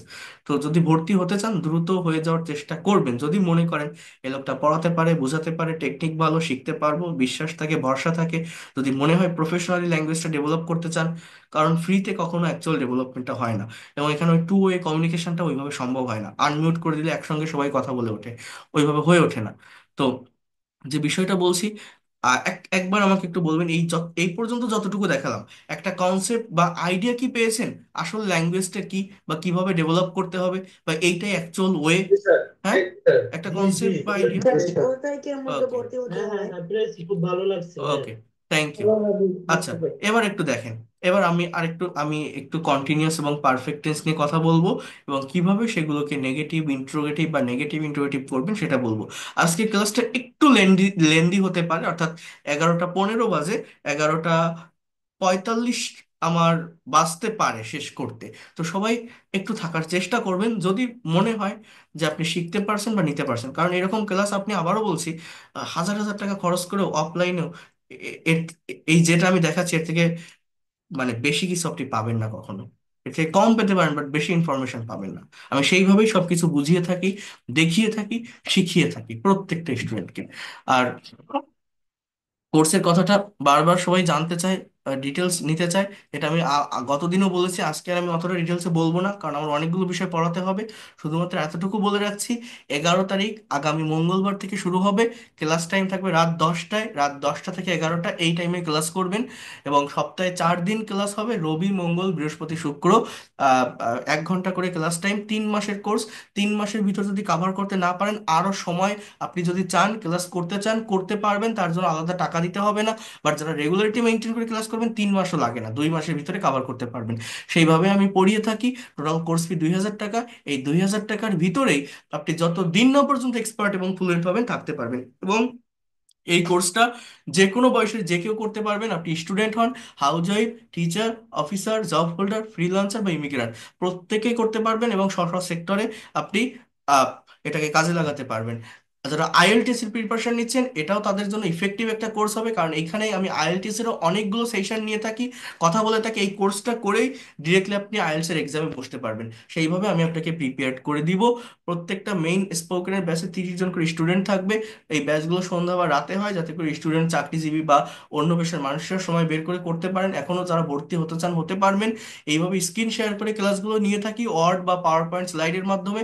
যারা ফ্রি ক্লাস করছেন, প্রথম থেকে আসেন, জানেন আমি প্রত্যেকটা ক্লাসের পিডিএফ ফাইল দিচ্ছি, রেকর্ড ক্লাস দিচ্ছি। পেইড কোর্সে প্রিমিয়াম ক্লাসের রেকর্ড এবং পিডিএফ ফাইল পাবেন যারা পেইড কোর্সে আসবেন। আপনার টাকা সেন্ড মানি করে জানাবেন, আমার হোয়াটসঅ্যাপে নক করবেন, একটা স্ক্রিনশট বা লাস্ট ডিজিটটা জানালে আমি পেইড কোর্সের প্রাইভেট যে ব্যাচ আছে, হোয়াটসঅ্যাপ যে গ্রুপ আছে, সেখানে আমি যুক্ত করে নিব। এছাড়া ফেসবুকেরও প্রাইভেট একটা গ্রুপ আছে আমাদের, সেখানে স্টুডেন্টরা প্র্যাকটিস করে থাকে, সেখানেও আমি অ্যাড করে নিব। তো এই কোর্সটা একদম বেসিক থেকে শুরু করে অ্যাডভান্স লেভেলের প্রত্যেকটা টপিক পড়ানো হয়। একজন স্টুডেন্ট শুধু স্পোকেন নয়, পুরো ভাষাটা যাতে কাভার করতে পারে সেভাবেই শিখাই। এই বেসিক গ্রামার, স্পোকেন, এগুলো শেখানোর পরে আমার ল্যাঙ্গুয়েজ ক্লাব আছে পেইড কোর্স স্টুডেন্টদের জন্য। সেখানে বিভিন্ন টপিকের উপর প্রতিদিন, অর্থাৎ ল্যাঙ্গুয়েজ ক্লাবে সপ্তাহে 7 দিনই ডিসকাশন হয়। একজনের সাথে আরেকজন স্পিকিং করে, একসঙ্গে আমরা 5 জন 10 জন 15 জন স্পিকিং করে, এবং আমি সেখানে থাকি। এছাড়া আমার আরেকজন টিচার্স রাখা আছে, সেও তার অধীনে থেকে তারা প্র্যাকটিসটা করে। অর্থাৎ যদি সেখানে গ্রামেটিক্যাল কোনো মিস্টেক করে, ওই ভুলগুলো ধরিয়ে দেওয়া হয়, কারণ ভুল ধরতে না পারলে ওই জায়গাটা থেকে আপনি কখনোই সংশোধন করতে পারবেন না। এই ফ্যাসিলিটিসগুলো আপনি পেইড কোর্স থেকে পাবেন। কোর্স শেষে সার্টিফিকেট পাবেন।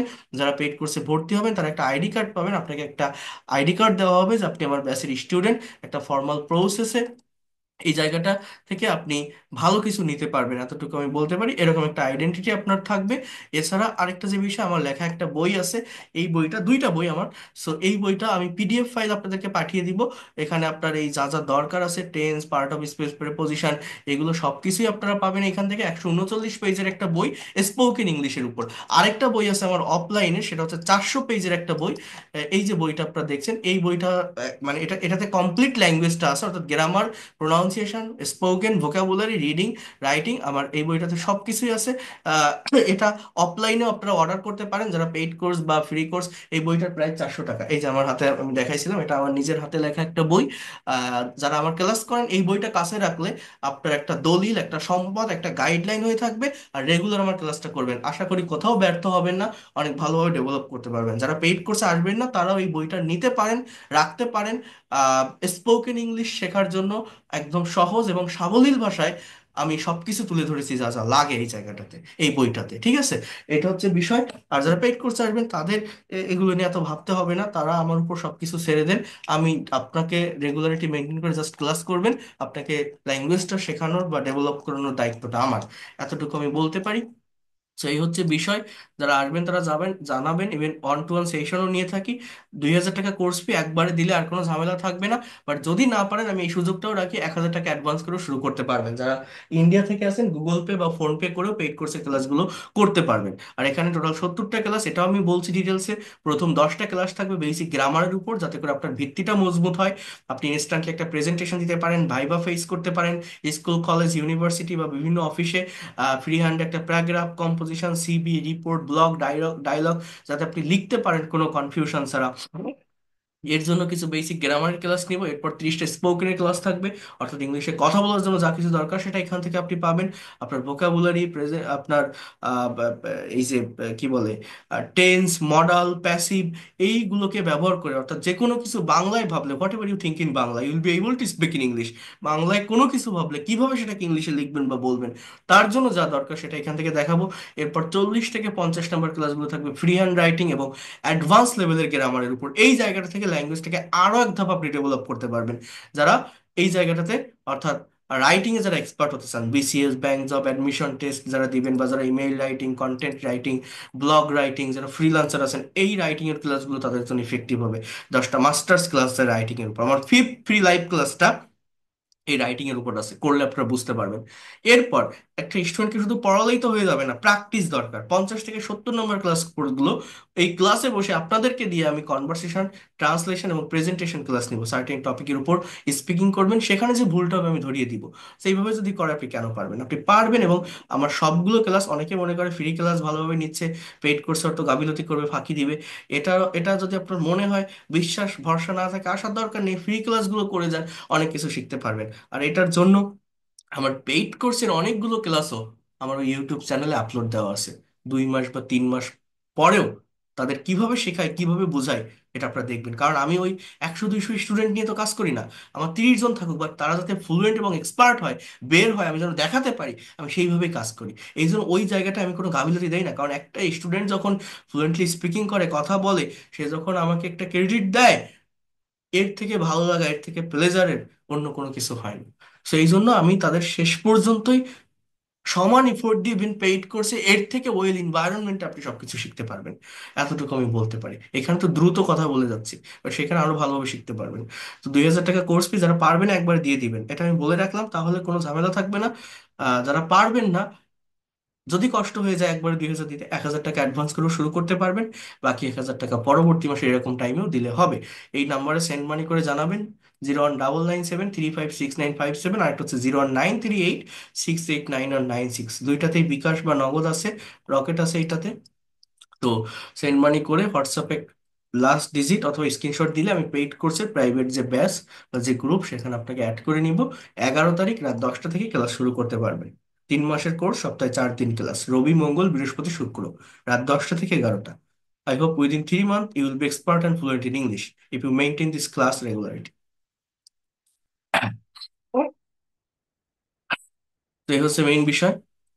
তো যারা করবেন জানাবেন। আবারও বলছি, যদি মনে করেন আমার শুরু থেকে ইংরেজিটা শেখা দরকার, একটা গোছানো পদ্ধতিতে মেন্টরের অধীনে থেকে ডেভেলপ করা দরকার, এই ল্যাঙ্গুয়েজটা আমি ধারাবাহিকভাবে শিখতে চাই, এই লোকটা পড়াতে পারে, বোঝাতে পারে, টেকনিক ভালো, হয়তো শিখতে পারবো, এই ল্যাঙ্গুয়েজটাকে নিজের একটা অ্যাসেট বা সম্পদ হিসাবে নিতে চাই, নেক্সট জেনারেশনকে শেখাতে চাই, তাহলে আপনারা করতে পারেন, আপনি ব্যর্থ হবেন না, অনেক ভালোভাবেই অনেক দ্রুত সময়ের ভিতরেই ডেভেলপ করতে পারবেন।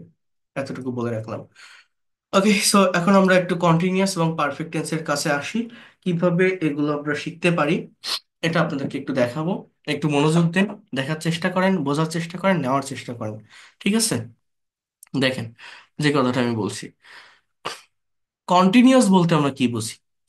কন্টিনিউয়াস বলতে আমরা বুঝি যে চলমান, তাই না? চলমান। এখন এই কন্টিনিউয়াস আছে আমার তিনটা, কথাটা বুঝবেন। Present continuous, past continuous, and future continuous. তাহলে এটাও আমরা বুঝতে পারছি যে তিনটা কন্টিনিউয়াস। তাহলে প্রেজেন্ট কন্টিনিউয়াসটা কি? বর্তমানে কোন একটা কাজ হচ্ছে বা চলছে, এই কথাগুলোকে আমরা প্রেজেন্ট কন্টিনিউয়াস টেন্স বলছি। আমি আপনাদের পড়াচ্ছি, আই এম টিচিং ইউ, আপনারা শিখছেন, ইউ আর লার্নিং, আপনারা ক্লাস করছেন, you are doing my class, সে ভাত খাচ্ছে, হি ইজ ইটিং রাইস। এগুলো হচ্ছে আমাদের কোন টেন্স? এই যে কথাগুলো বলছি, এগুলো হচ্ছে আমাদের মূলত প্রেজেন্ট কন্টিনিউয়াস টেন্স। আর পাস্ট কন্টিনিউয়াস, অতীতে কোন একটা কাজ হচ্ছিল বা চলছিল। মনে করেন এখন আপনাকে কেউ কল দিচ্ছে, এখন আপনি আমার ক্লাসে আছেন, প্র্যাকটিক্যালি বুঝবেন, আপনি আমার ক্লাসে আছেন, তার কলটা রিসিভ করতে পারছেন না বা ধরতে পারছেন না। ক্লাস শেষে আপনি তাকে কল দিয়ে বললেন যে তুমি যখন আমাকে কল দিচ্ছিলে আমি একটা ক্লাস করছিলাম। তো when you are calling me, এই যে were calling, I was doing a class, এই যে দুটো সেন্টেন্স আমি বললাম, তুমি যখন কল দিচ্ছিলে, কল করিতেছিলে, আমি ক্লাস করছিলাম, I was doing a class. এইটা হচ্ছে মূলত আমার past continuous tense. Future continuous কি? ভবিষ্যতে কোন একটা কাজ হতে থাকবে বা চলতে থাকবে। এই যে আপনি ইংরেজি শিখতেছেন, ভালোভাবে শিখতে পারছেন না, তো আপনি বলছেন আমি হাল ছেড়ে দিব না, আমি শিখবো, শিখতে থাকবো, আমার এই শেখাটা চালিয়ে যাব। তাহলে আপনি কি বলবেন? যে I will be learning English, I shall be learning English, যেটাই বলেন না কেন, সেই শ্যাল বি বা উইল বি, উইলের ব্যবহার করবেন বলছি, শ্যালকে স্কিপ করে, তাহলে কনফিউশন থাকে না কোথাও। সো এইভাবে আপনার তিনটা কন্টিনিউয়াস টেন্স হয়ে থাকে।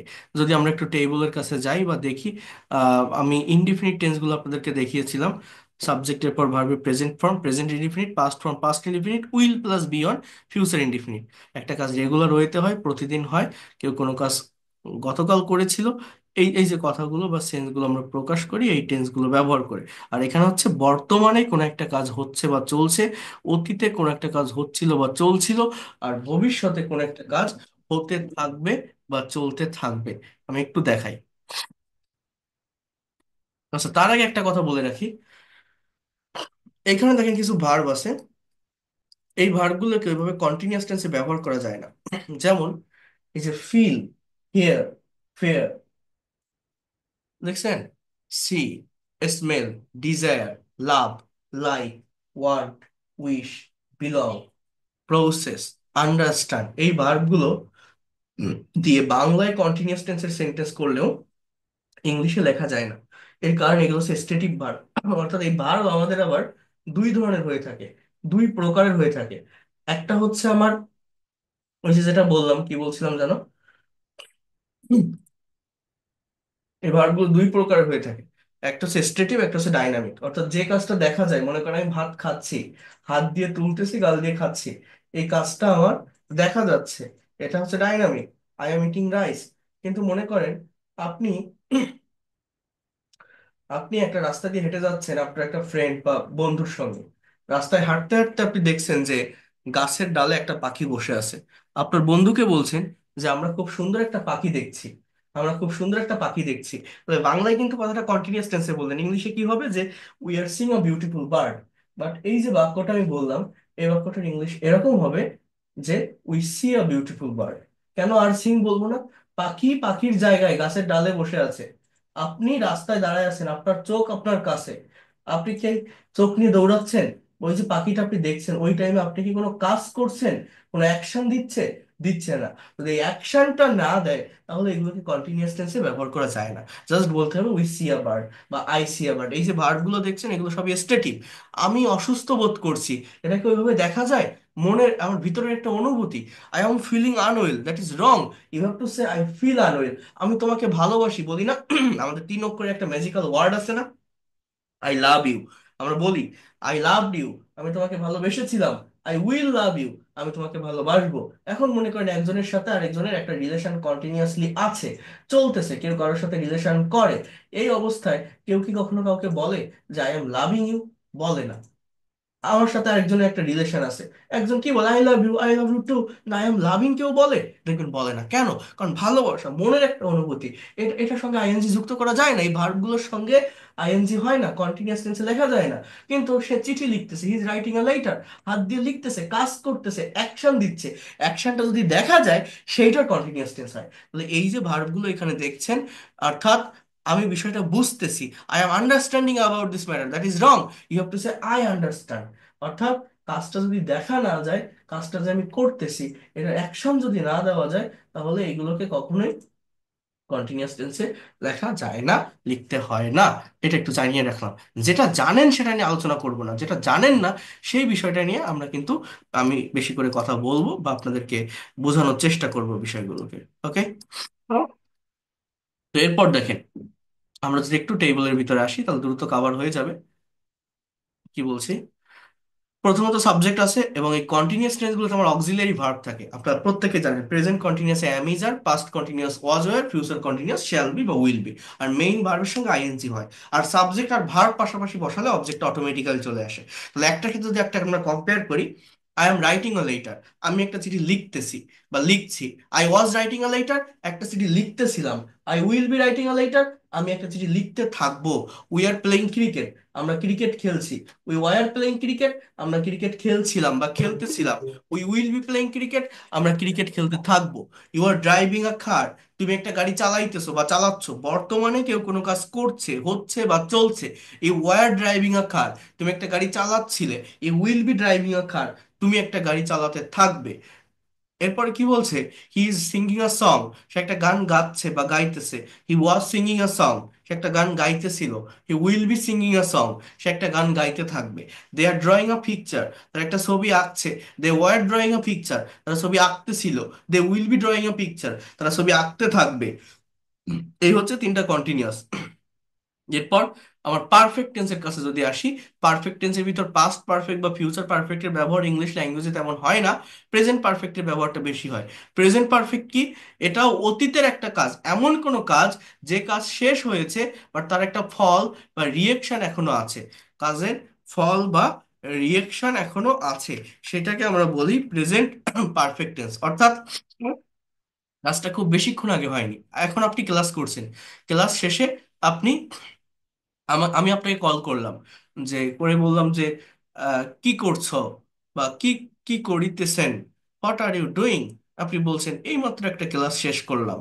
এরকম একটা কথা বলেন, এই তো আমি এইমাত্র একটা ক্লাস শেষ করলাম বা একটা ক্লাস করেছি। I have finished a class just now. Have finished, have finished, I have finished, I have completed a class just now. That is called present perfect tense. ক্লাসটা আপনি করে এইমাত্র উঠছেন, তার একটা রেশ, একটা রিয়েকশন এখনো থেকে গেছে, এটাকেই প্রেজেন্ট পারফেক্ট টেন্স বলে। পাস্ট পারফেক্ট অতীতে অনেক আগে কোনো কাজ হয়েছিল, তাকে পাস্ট পারফেক্ট বলে, হ্যাড প্লাস ভিত্তি। ফিউচার পারফেক্ট কোনো একটা কাজ হয়ে থাকবে, অনুমানের উপর থাকে। সেটা কেমন? আমি আগে যদি একটু সেন্টেন্স গুলো দেখি, এইখানে টেবিলটাতে একটু আসেন, একটু ওয়েট করেন, একটা দারুণ বিষয় আপনাদেরকে দেখাবো। একটু আমাকে টাইম দিবেন প্লিজ।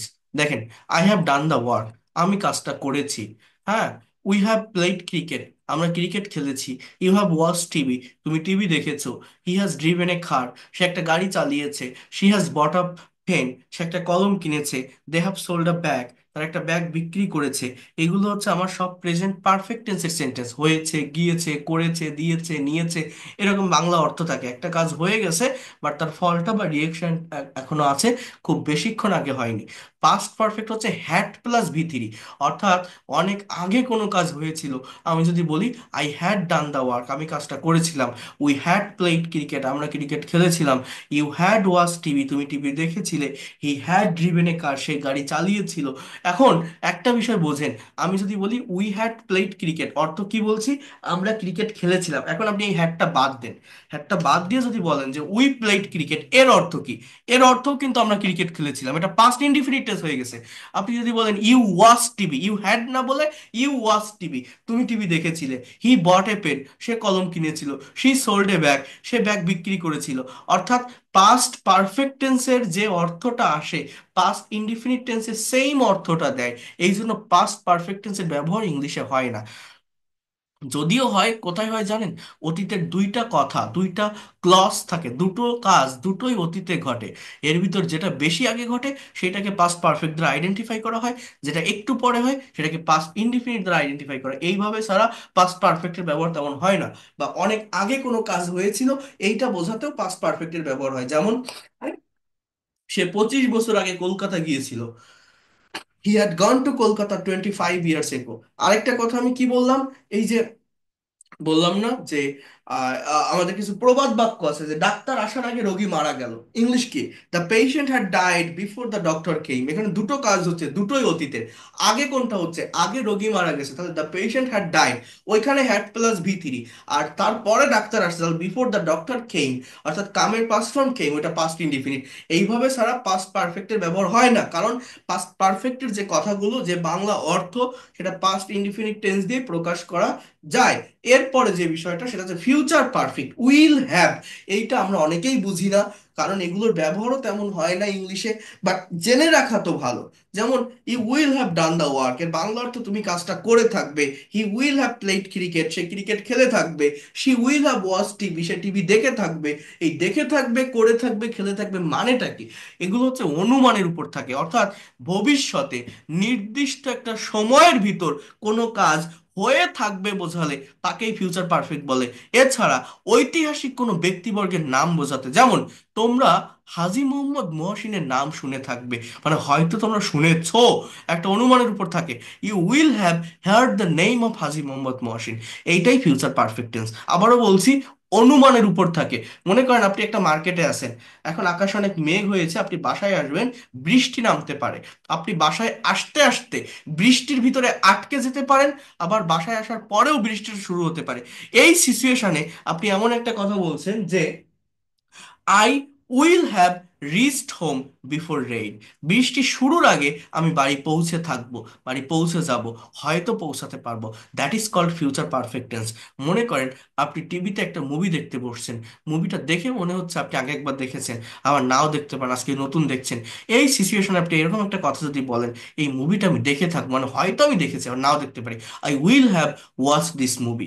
মনে করেন আপনি একটা জায়গায় জব করেন, একটা মাঠ ফিল্ডে কাজ করেন, আপনার বস আপনাকে কোশ্চেন করছে, has Rahim done the work?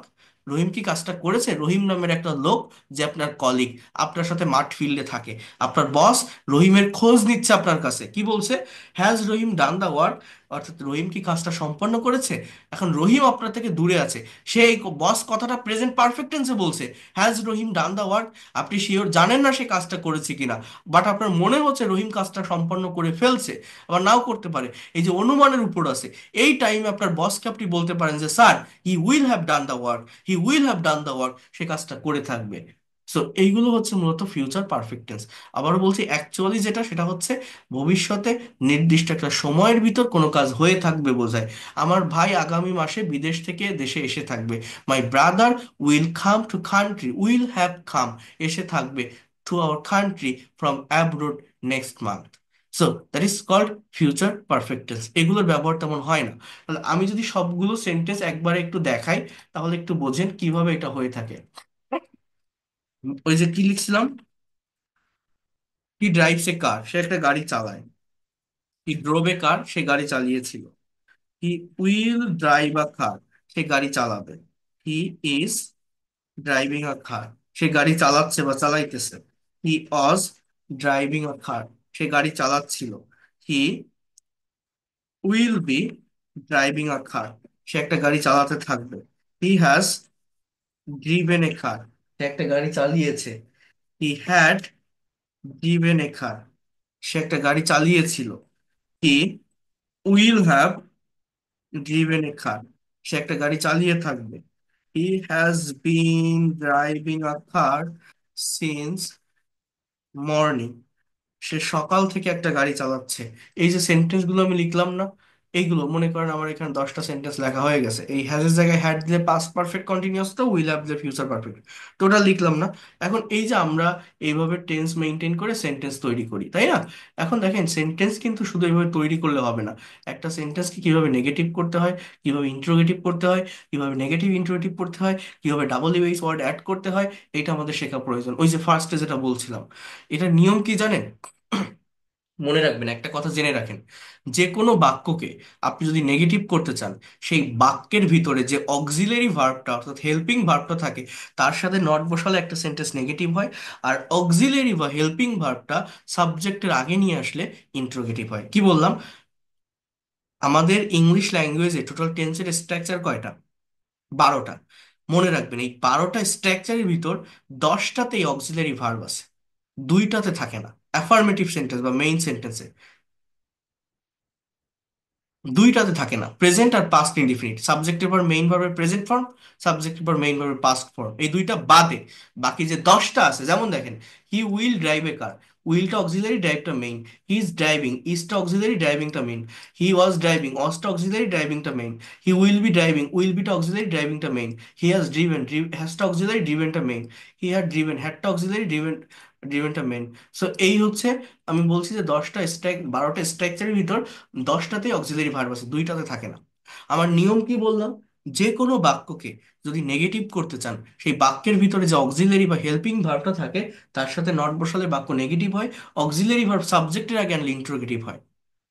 কিন্তু এই দুইটাই তার মেইন ভার্বের সাথে নট বসাতে পারবেন না। ডু ডাজ ডিড এর ব্যবহার করতে হয় নেগেটিভ বা ইন্ট্রোগেটিভ করার জন্য। আমরা জানি ডু মানে করা, বাট এগুলো যখন অক্সিলারি ভার্ব হিসেবে ব্যবহার হয় তখন এর কোনো অর্থ নেই, দ্যার ইজ নো মিনিং। যেমন দেখেন, he will drive a car, সে একটা গাড়ি চালাবে। আমি যদি নেগেটিভ করি, he will not drive a car, সে গাড়ি চালাবে না। এই হচ্ছে আমার সেন্টেন্স। এই উইল নটকে সংক্ষেপে বা কন্ট্রাস্টে ওন্ট বলা যায়, যে হি ওন্ট ড্রাইভ আ কার। এখন যদি বলি সে কি গাড়ি চালাবে, তখন কি হয়? Will he drive a car, সে কি গাড়ি চালাবে না? Won't he drive a car, won't he drive a car. এই যে দুইটা বাক্য লিখলাম না, এই দুইটা বাক্যকে বলে ইয়েস নো কোশ্চেন। আমার কোশ্চেন দুই ভাবে হয়, একটা হচ্ছে ইয়েস নো যেটা অক্সিলারি ভার্ব দিয়ে হয়, সেটাকে ইয়েস নো। একটা হচ্ছে ডাবল ইউএস বা ইনফরমেটিভ, অর্থাৎ এর আগে যদি ডাবল ইউএস ওয়ার্ড অ্যাড করেন তাহলে তাকে ডাবল ইউএস কোশ্চেন বলে। অর্থাৎ ইয়েস নো কেন বলছি? এই কোশ্চেনের অ্যান্সারটা ইয়েস বা নো দিয়ে কমপ্লিট করা যায়। আমি যদি বলি সে কি গাড়ি চালাবে, you can say yes or no. But আমি যদি বলি where will he drive a car, সে কোথায় গাড়ি চালাবে, তখন কিন্তু আপনাকে একটা ইনফরমেশন দিতে হবে। আমি যদি বলি when will he drive a car, সে কখন চালাবে। Why will he drive a car, সে কেন চালাবে। How will he drive a car, সে কিভাবে চালাবে। এখানে সিচুয়েশন অনুযায়ী যে ডাব্লিউএইচ ওয়ার্ড প্রয়োজন সেভাবে আপনি লিখবেন। Why won't he drive a car, সে কেন গাড়ি চালাবে না। হোয়ার won't he drive a car, সে কোথায় চালাবে না। এভাবে একটা বাক্যকে ট্রান্সফর্ম করা শিখতে হয়। তাহলে সবগুলোতেই ওই রকম, জাস্ট অক্সিলারি ভার্বের সাথে নট বসালে নেগেটিভ, সাবজেক্ট আগে ইন্টারোগেটিভ। হি ইজ ড্রাইভিং, তাহলে হি ইজেন্ট ড্রাইভিং আ কার, সে গাড়ি চালাচ্ছে না। আইএসএনটি, he isn't driving a car, সে গাড়ি চালাচ্ছে না। এবার সে কি গাড়ি চালাচ্ছে, তখন আমার কি হবে? জাস্ট অক্সিলারি ভার্বটা আগে আসবে। Is he driving a car, সে কি গাড়ি চালাচ্ছে না, তখন কি হবে? Isn't he driving a car, isn't he,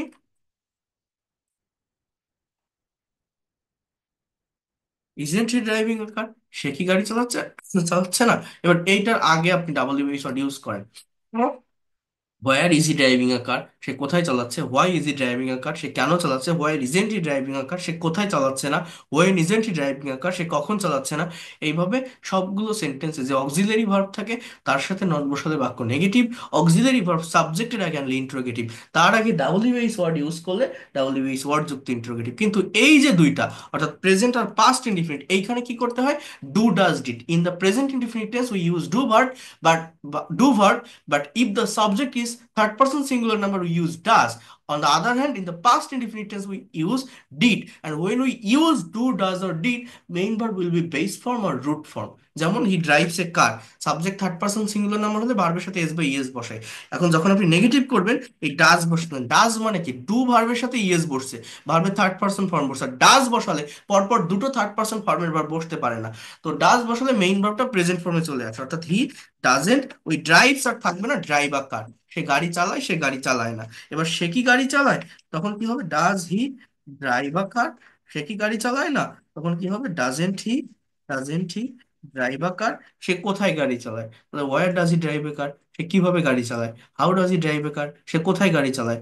sorry, সে কখন গাড়ি চালায়। When does he drive a car, সে কেন গাড়ি চালায় না। Why doesn't he drive a car, সে গাড়ি চালিয়েছিল। পাস্ট টেন্সের স্ট্রাকচার, ভার্বের পাস্ট ফর্ম। যখন নেগেটিভ করবেন ডিড ব্যবহার করতে হয়। ডিড মানে কি, ডু এর পাস্ট ফর্ম। যখন ডিড ব্যবহার করবেন তখন আর ড্রোভ থাকবে না, পরপর দুটো পাস্ট ফর্মের ভার্ব বসতে পারে, আমার মেইন ভার্বটা প্রেজেন্ট ফর্মে চলে আসবে। তাহলে হি ড্রাইভ এ, হি ড্রোভ এ কার, সে গাড়ি চালিয়েছিল। He didn't drive a car, সে গাড়ি চালায়নি। সে কি গাড়ি চালিয়েছিল, সে কি গাড়ি চালিয়েছিল, জাস্ট ডিডটা আগে আসবে, then subject, then main verb. Did he drive a car, সে কি গাড়ি চালিয়েছিল।